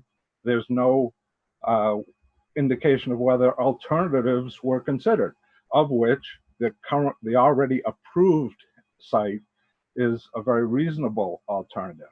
But additionally, the record shows that on the permit itself, it was recorded on the date that the applicant came in that there was no change, and the print that was supplied by the applicant was dated as received, but not approved until over a year later, and then was backdated, which I find, I'm an engineer, I find that to be a very questionable process that I would never personally condone.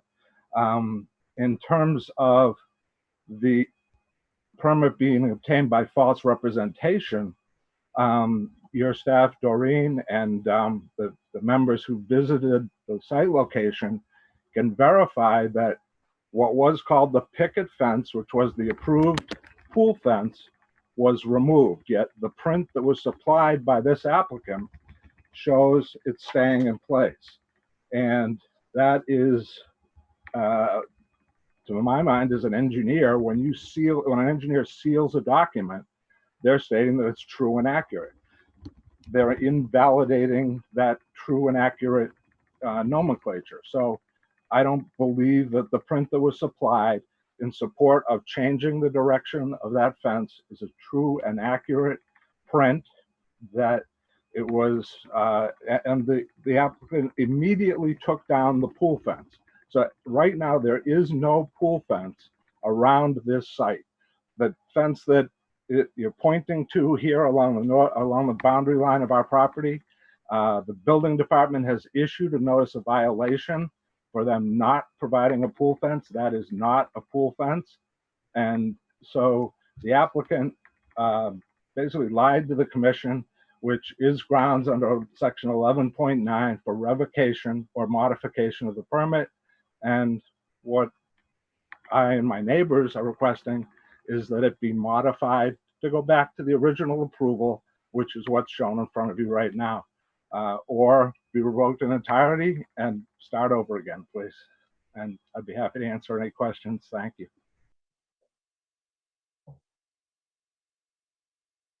Thank you, Mr. Small. So the staff report dated April 22, 2020 is your recommendation, Doreen? Doreen? I'm sorry. Oh, I'm here. Okay. So this is a permit that was issued in 2017. So this is quite an old permit that was approved quite some time ago. So we did a field change. I don't remember the date of when that field change was made in the office. Is that your question? No, I have 82 Buckfield staff report. Oh, okay. So currently April 2, 2020. Yeah, so that one has been delayed to the next agency meeting in June. They are proposing a deer fence that runs through the water that's separate from this issue. But they asked to delay it because they're looking to get approval through the state health department before they come through us. So there's two issues associated with 82 Buckfield right now. There's on the other side of the property, let's see, on the south side of the property, there's a deer fence, pool fence question that's coming through with a separate discussion.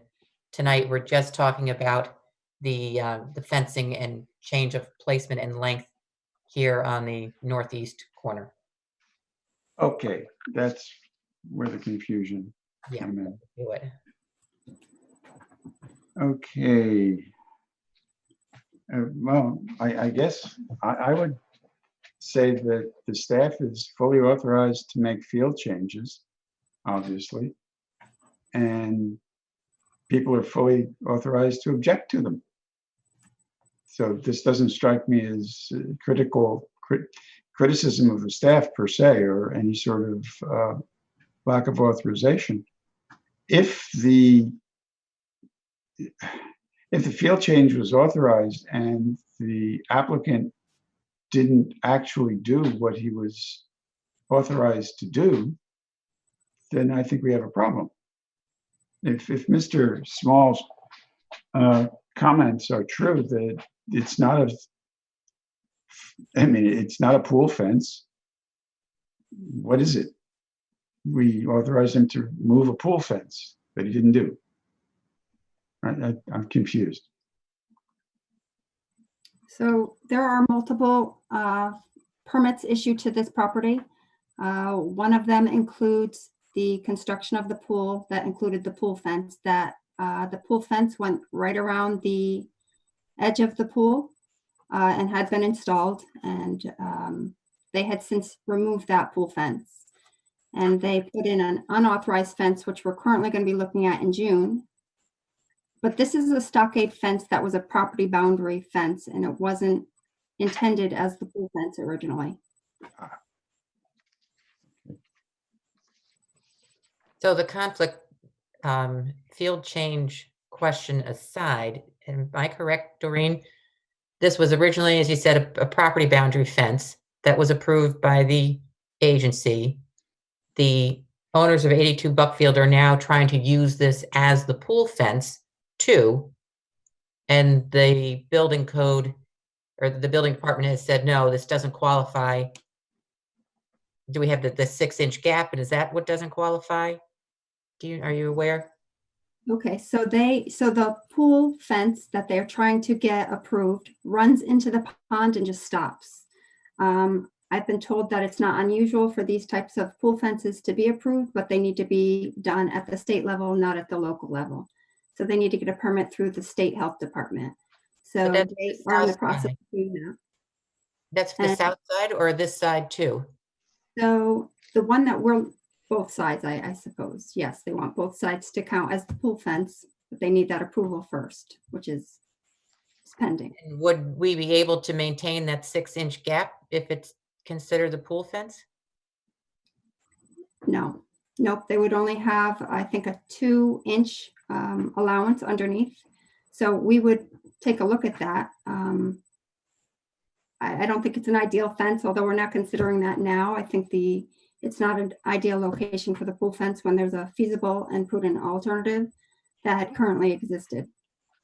Okay, so for this section of fence on the north side, the field change was made to allow the fence to go along the property boundary to continue to serve as a boundary fence with the 6-inch gap. So that's Correct. one issue. So now if the homeowners also want to keep this fence and have it be the pool fence, we can't have the 6-inch gap anymore. And then that would no longer be a field change. That's then something different than the conditions in which the field change was, or yeah, the conditions that the field change was predicated on. Is that correct? Right. It wasn't a pool fence when we made this change. It was just a property fence. With the 6-inch gap, so it's sort of a twofold Right. issue. And so this fence has, this change in the fencing had no impact on the wetland. That would be my position. The fence is raised above the wetland.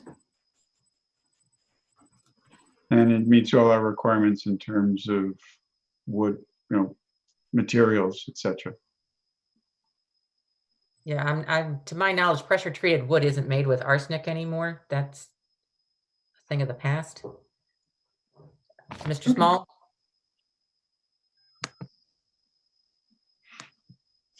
Okay. Yeah, Small, thank you you're very much. unmuted.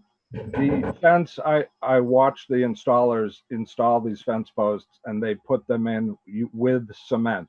So I believe that exceeded the conditions of their approval and the narrative. Part of the violation that was issued to them, the violation letter, which I included with my letter, was also for filling the 6-inch gap under the fence that was required as a standard condition by the agency without approval. So they again exceeded approval. So they used cement for the posts, they put an extra segment on the end going into the water, and they filled the 6-inch gap under the fence.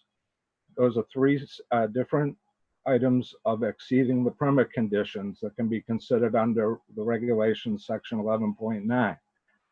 Additionally, where I described to you that they removed the pool fence that was around the pool, they represented to the agency in that print, and I should have taken a better section of the part around the pool, that a picket fence was going to stay around the pool. That is a bold-faced lie.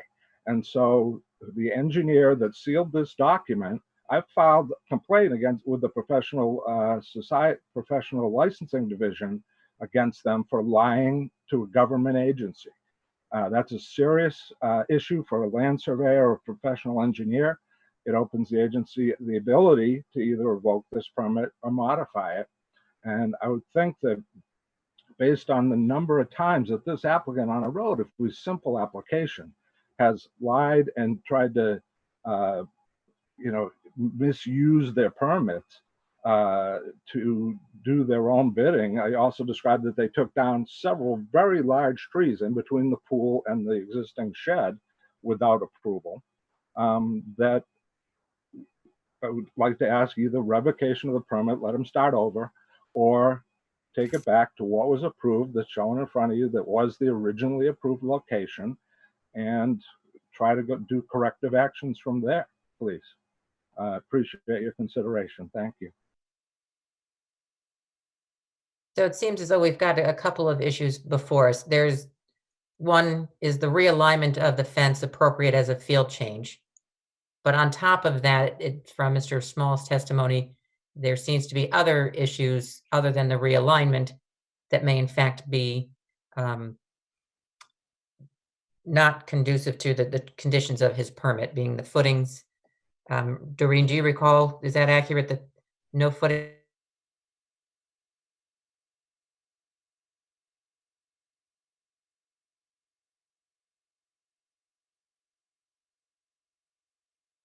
Or if we would have not allowed it if they did use concrete. And since then they had corrected they had removed the chicken wire that was closing that 6-inch gap. So they opened it again. Okay, but what about the footings? The footings, I have not looked at, I haven't dug down to see, if that's there. So that would be something that would need to be investigated or questioned.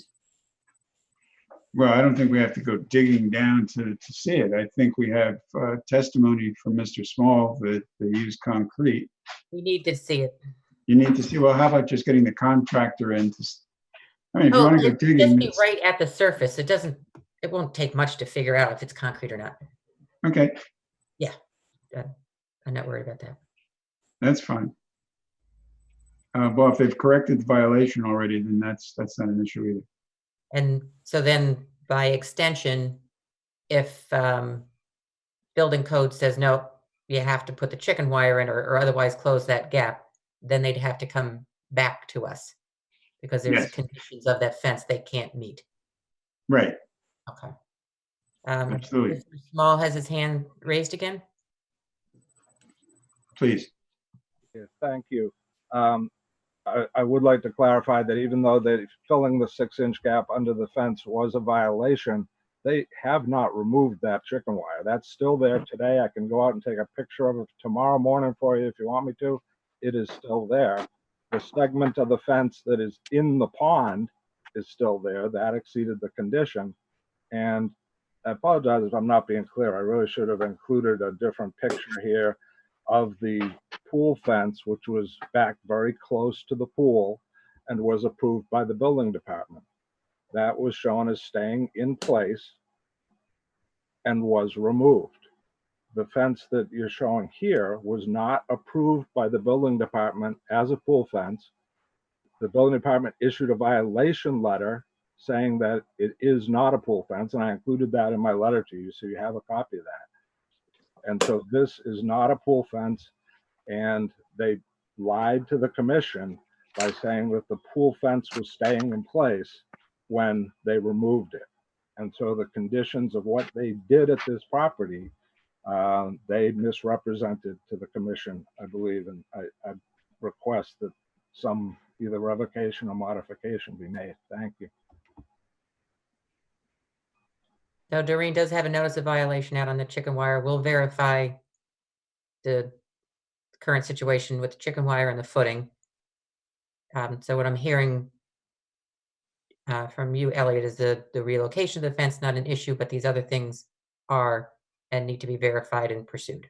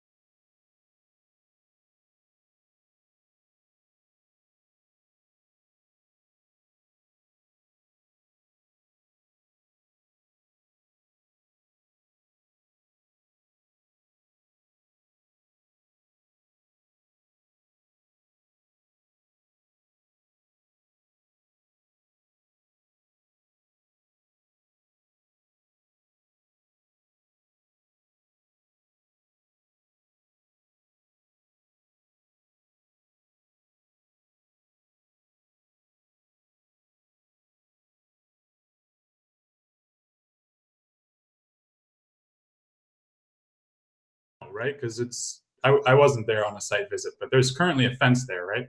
Obviously, because you're going to go inspect it. There's multiple fences on the property, but specifically around the pool fence, there is not. And so it's under violation by the Wetlands Agency and also the building department for that reason.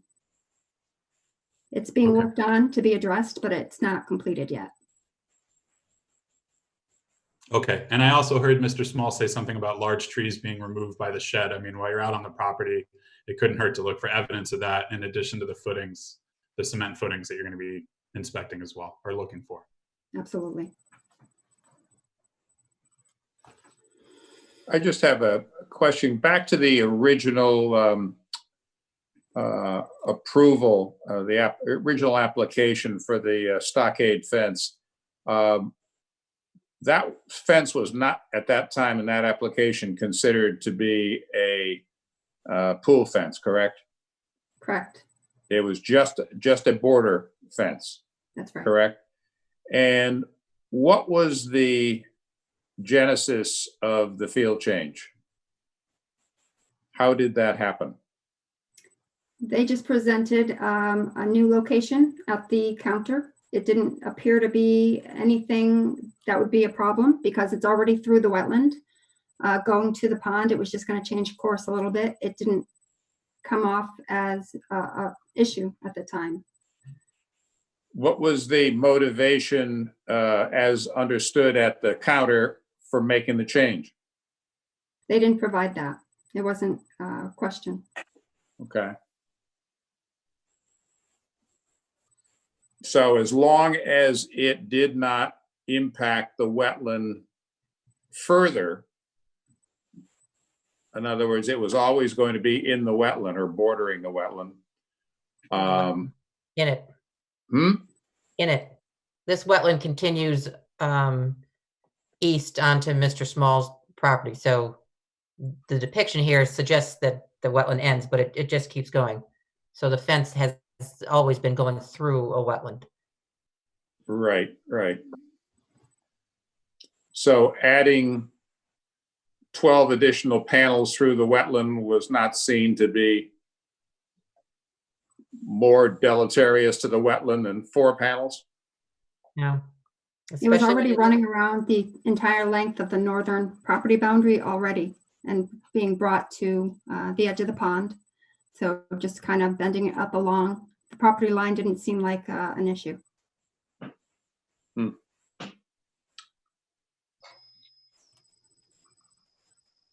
Mr. Small has the statement or question.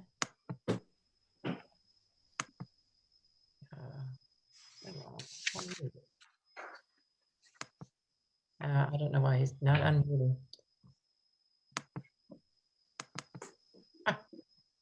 If you can see where the there you property are. line angles there, they were allowed to put it up to the angle, just up to the wetlands. And so I looked at this as being different. And when talking to staff, they said, well, if it goes from there, if it's only 4 segments, not a big deal.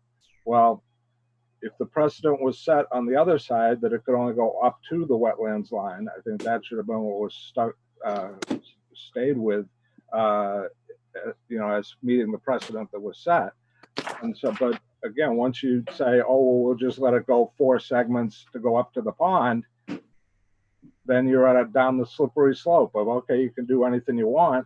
And this applicant, even rather than just going up to the pond, went into the pond. He added an extra segment beyond what was approved. And so I just think he's exceeded the conditions beyond what was precedent in the neighborhood, what was approved. And I just don't think it's an appropriate use. I think anytime you see 4 fence posts and you try to say that's the same as 12 or 13 fence posts going out into the water, if each one has some environmental impact, then 12 is going to have 12 times the impact of 1, I believe. And I think the precedent set on the other side of the property where it went up to the corner line and stopped there should have been what was stuck with. Thank you. Norma has her hand raised. Yes. Is there a definition of field change somewhere? No. That's what's bothering me. Me too. We do field changes pretty routinely, and in fact, this permit, I believe, is consistent in that usually the very first condition states that the applicant will submit final plans, because we have an understanding that between the time a permit is issued, that there's tweaking that goes on. It might be tweaking that happens because you have to comply with a zoning issue or a health department issue. So we are always in the business of looking at something that is a slight change and making the determination whether we as staff feel that this is consistent with the intent of the original permit. So that is what we exercised here. So there is not a particular definition. It's a matter of the agency and your staff being in line with each other. And so discussions like this are terrific because it helps bring to the surface, are we in fact in line with each other? And if we're not, it's great. The staff has learned that you want a tighter band on what you would consider a field change. I think, sorry, Pat, I think when you have a situation where the original plan, from the point where the angle changes, the original plan included 4 sections. The as-built is 12 sections. That's far more than a tweaking. A wetlands, so I'm questioning to help me understand so that we can stay in line. What is it about 12 panels that follow the property boundary to the pond that present a different wetland impact or condition? It wasn't the If you look original the other approval. direction, you've got however many 30 panels going the other direction. It wasn't the original approval. The original approval was well aware of where the property line was. And the proposal at that time was not to run the fence along the property line. And the approval was granted to run it in a straight line. I'd like to understand, and I have a little bit of Norma's concern about field change. Field change sounds very arbitrary. And I don't think that suits us well. In other words, I could understand in this case, and again, I'm not so hung up on the 4 panels versus 12 panels. That's a lot of feet. And it's a significant change versus the original approval where all of the facts existed at that time. And it was agreed it would run a straight line through the wetland right to the edge of the water. And somehow, for some reason, it got significantly changed and suddenly goes along the property line, which happens to be a materially greater distance. I just think it's unfortunate that that seems to be easily accepted. Okay. I don't think it suits our agency's ability to do its job well and consistently when a change like this has a material impact on the property enjoyment of a neighbor. It's not dissimilar than a project where all of a sudden the runoff on a new project impacts the downhill property. It's the same idea. Bill, I've got to disagree with you very strongly there. We are not in the business of aesthetics, unfortunately. If it impacts the ability of a neighbor to enjoy the neighbor's property, that's between the neighbors. If it impacts the wetlands, that's us. Okay, that's the first thing. The second thing, the authorization for field changes is in special general, it's really a standard condition. And it's number 2 here. Prior to the commencement of any on-site related activity, final construction designs, blah, blah, blah, shall be submitted for review and approval by the Wetlands Agency staff. That's what a field change is all about. Yeah, but that's final construction. That's right. And final construction is materially different than what was approved. Now that becomes the key word, materially. It's up to the staff to determine whether it's material or not. And Mr. Small is rightfully saying, wait a minute, staff may have overstated a little bit here. And that's why it's before us. But they have complete authorization based on what we tell the applicant and the staff to make these changes.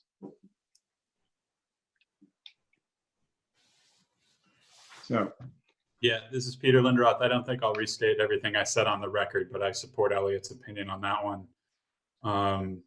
But maybe given the discussion that's ensued on this, with the next, rounds of, field adjustments, we should be a little bit tighter. What is the remedy that is being sought now? I mean, the revocation? I'm still a little confused. What standing does Mr. Small have with regard to the application that was permitted already and from which a field change ensued?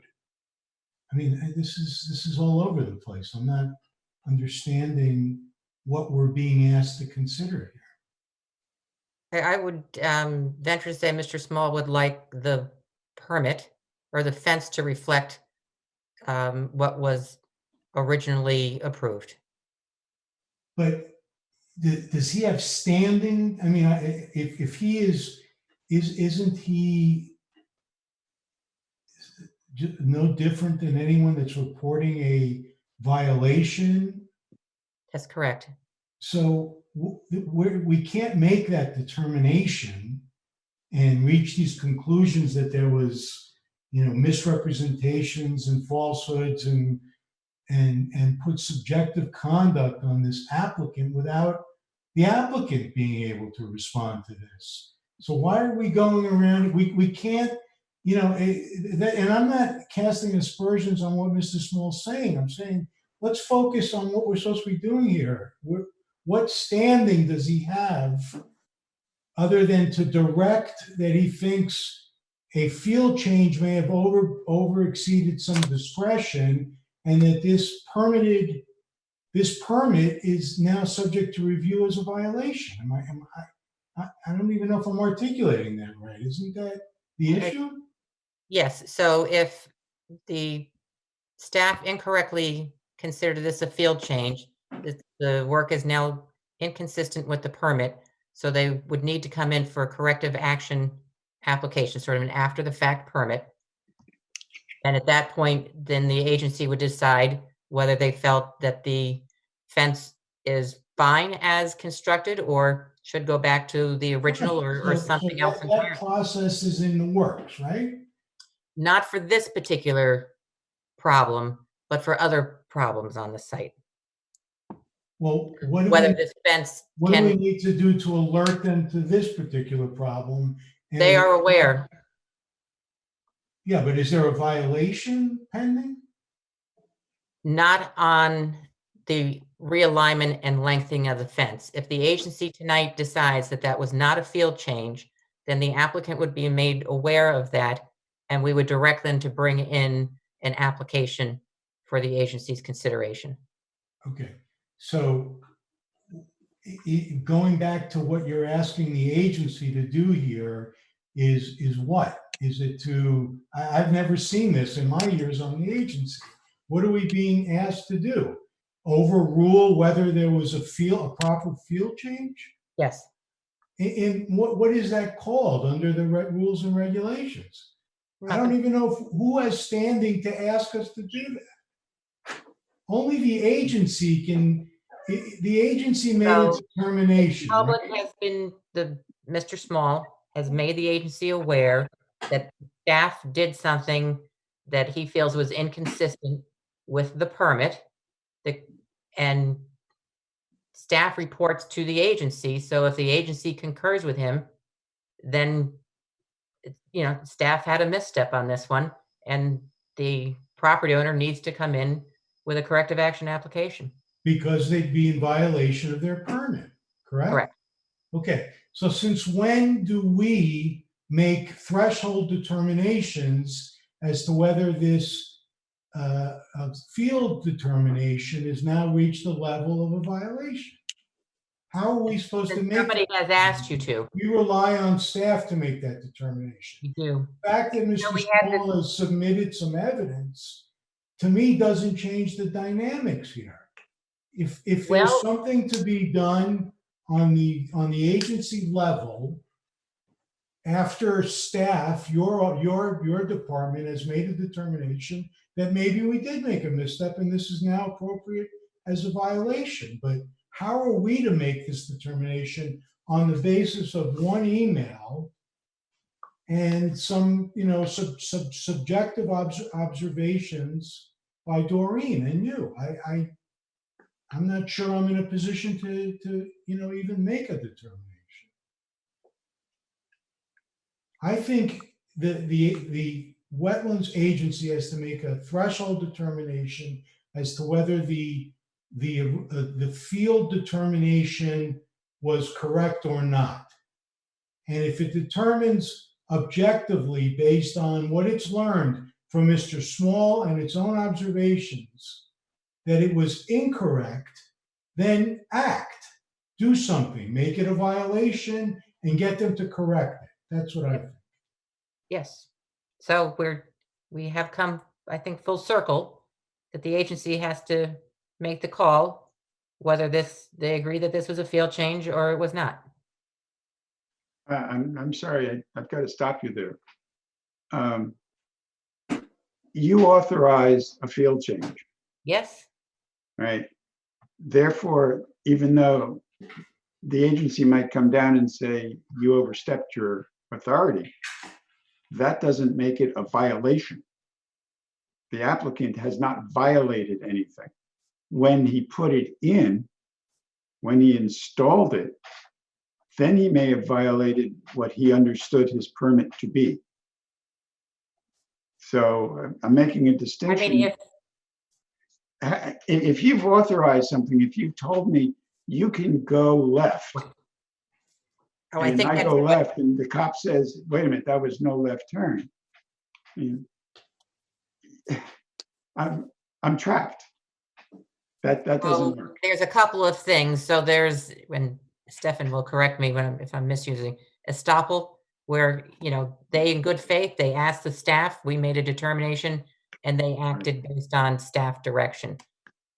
So yeah, if I were them, I'd pick a bone with that. But staff also acts on behalf of the agency. We are meant to represent your position, and if we've misrepresented that, then something could or should take place. We'll take whatever direction the agency gives on us for this. If you say overstepped, would I say, hey, we should waive the fee for them to come in and get the application for this? Absolutely, because in fact, staff said, yeah, go ahead and do it. I look to you all for direction on this one. Okay. It's a little messy. I don't disagree. I would make one last comment. The staff is a professional staff. The staff can determine whether there is a greater impact to wetlands by this field change, better than we can. So my inclination is to say, if the staff looked at the situation and said there is no impact to the wetlands by making this change, then it seems like it would be authorized if it had come before us. So what's the issue? How can we have an issue if we don't have any sort of evidence that changing the line of the fence had any impact in the wetlands whatsoever? Or put another way, were the permit conditions exceeded? Were the permit conditions exceeded? Not in staff's opinion, no. Okay, so I think They weren't exceeded, they were just changed. with staff's understanding that that was an appropriate field change, right?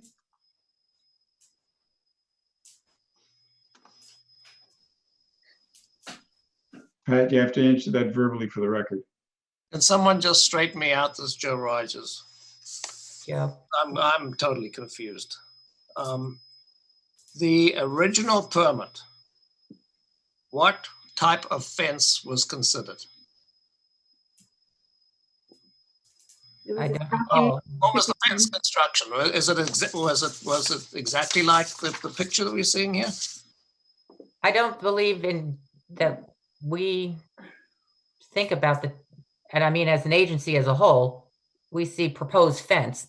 I can't recall a time where we have said, what type of fence are you proposing? Split rail, picket fence? That has not been a point of consideration to my recollection. Because it, talks about metal fence posts to set in the ground with no concrete and so on and so forth. So it sounded like there was a spec, or at least an understanding of what the fence would look like. Now, if you have a field change and someone comes along and says, oh, well, I'm going to put this wooden thing in here and it's got concrete and it's got this and it's that and it's into the water, that's not exactly the same thing. So I agree. The footing is a change, and they did spec out no concrete footing. So that, to me, that's a difference in the construction methodology, and that needs to be handled. But whether So they that exceeded footing the is holding permit. up. So now, okay, that's fine. So I don't really have a problem if you have a field change, you can make a decision, but the construction of what you're doing should be as discussed before. If you go out there and find that, you thought that it was going to be metal and fencing and whatever, and now what it is it's concrete in the ground and this, that, and the other thing, that's a totally different ballgame to me. Can I just pick up on that, Joe? Can I pick up on that? Yeah. If Joe's representation is correct, and there was a material change to what was originally permitted, then they have exceeded the permit. And the field change may have been appropriate on its face, but there's now evidence that it no longer is appropriate because it was exceeding the permit. And therefore, you should act by virtue of a violation, as far as that's exactly my point. But we don't, I'm reading this and I'm hearing this, and nothing is terribly clear. It's all very up in the air. So I think if I was involved, I would say, what exactly was the first fence? What is it supposed to look like? What was our understanding? Then yes, we made a field change. It made sense. It's a little bit longer, but that's fine. But if the guy goes in and he puts in something totally different, then hey, ball game's over. Agreed. So a violation has been issued because they violated the 6-inch gap. That has been issued. That's going to be discussed. If somebody spec'd out a stockade fence and then put in a chain link fence instead, that's an aesthetic call. Unless there was some reason a particular type of fence was called for, a fence is a fence is a fence. Yeah.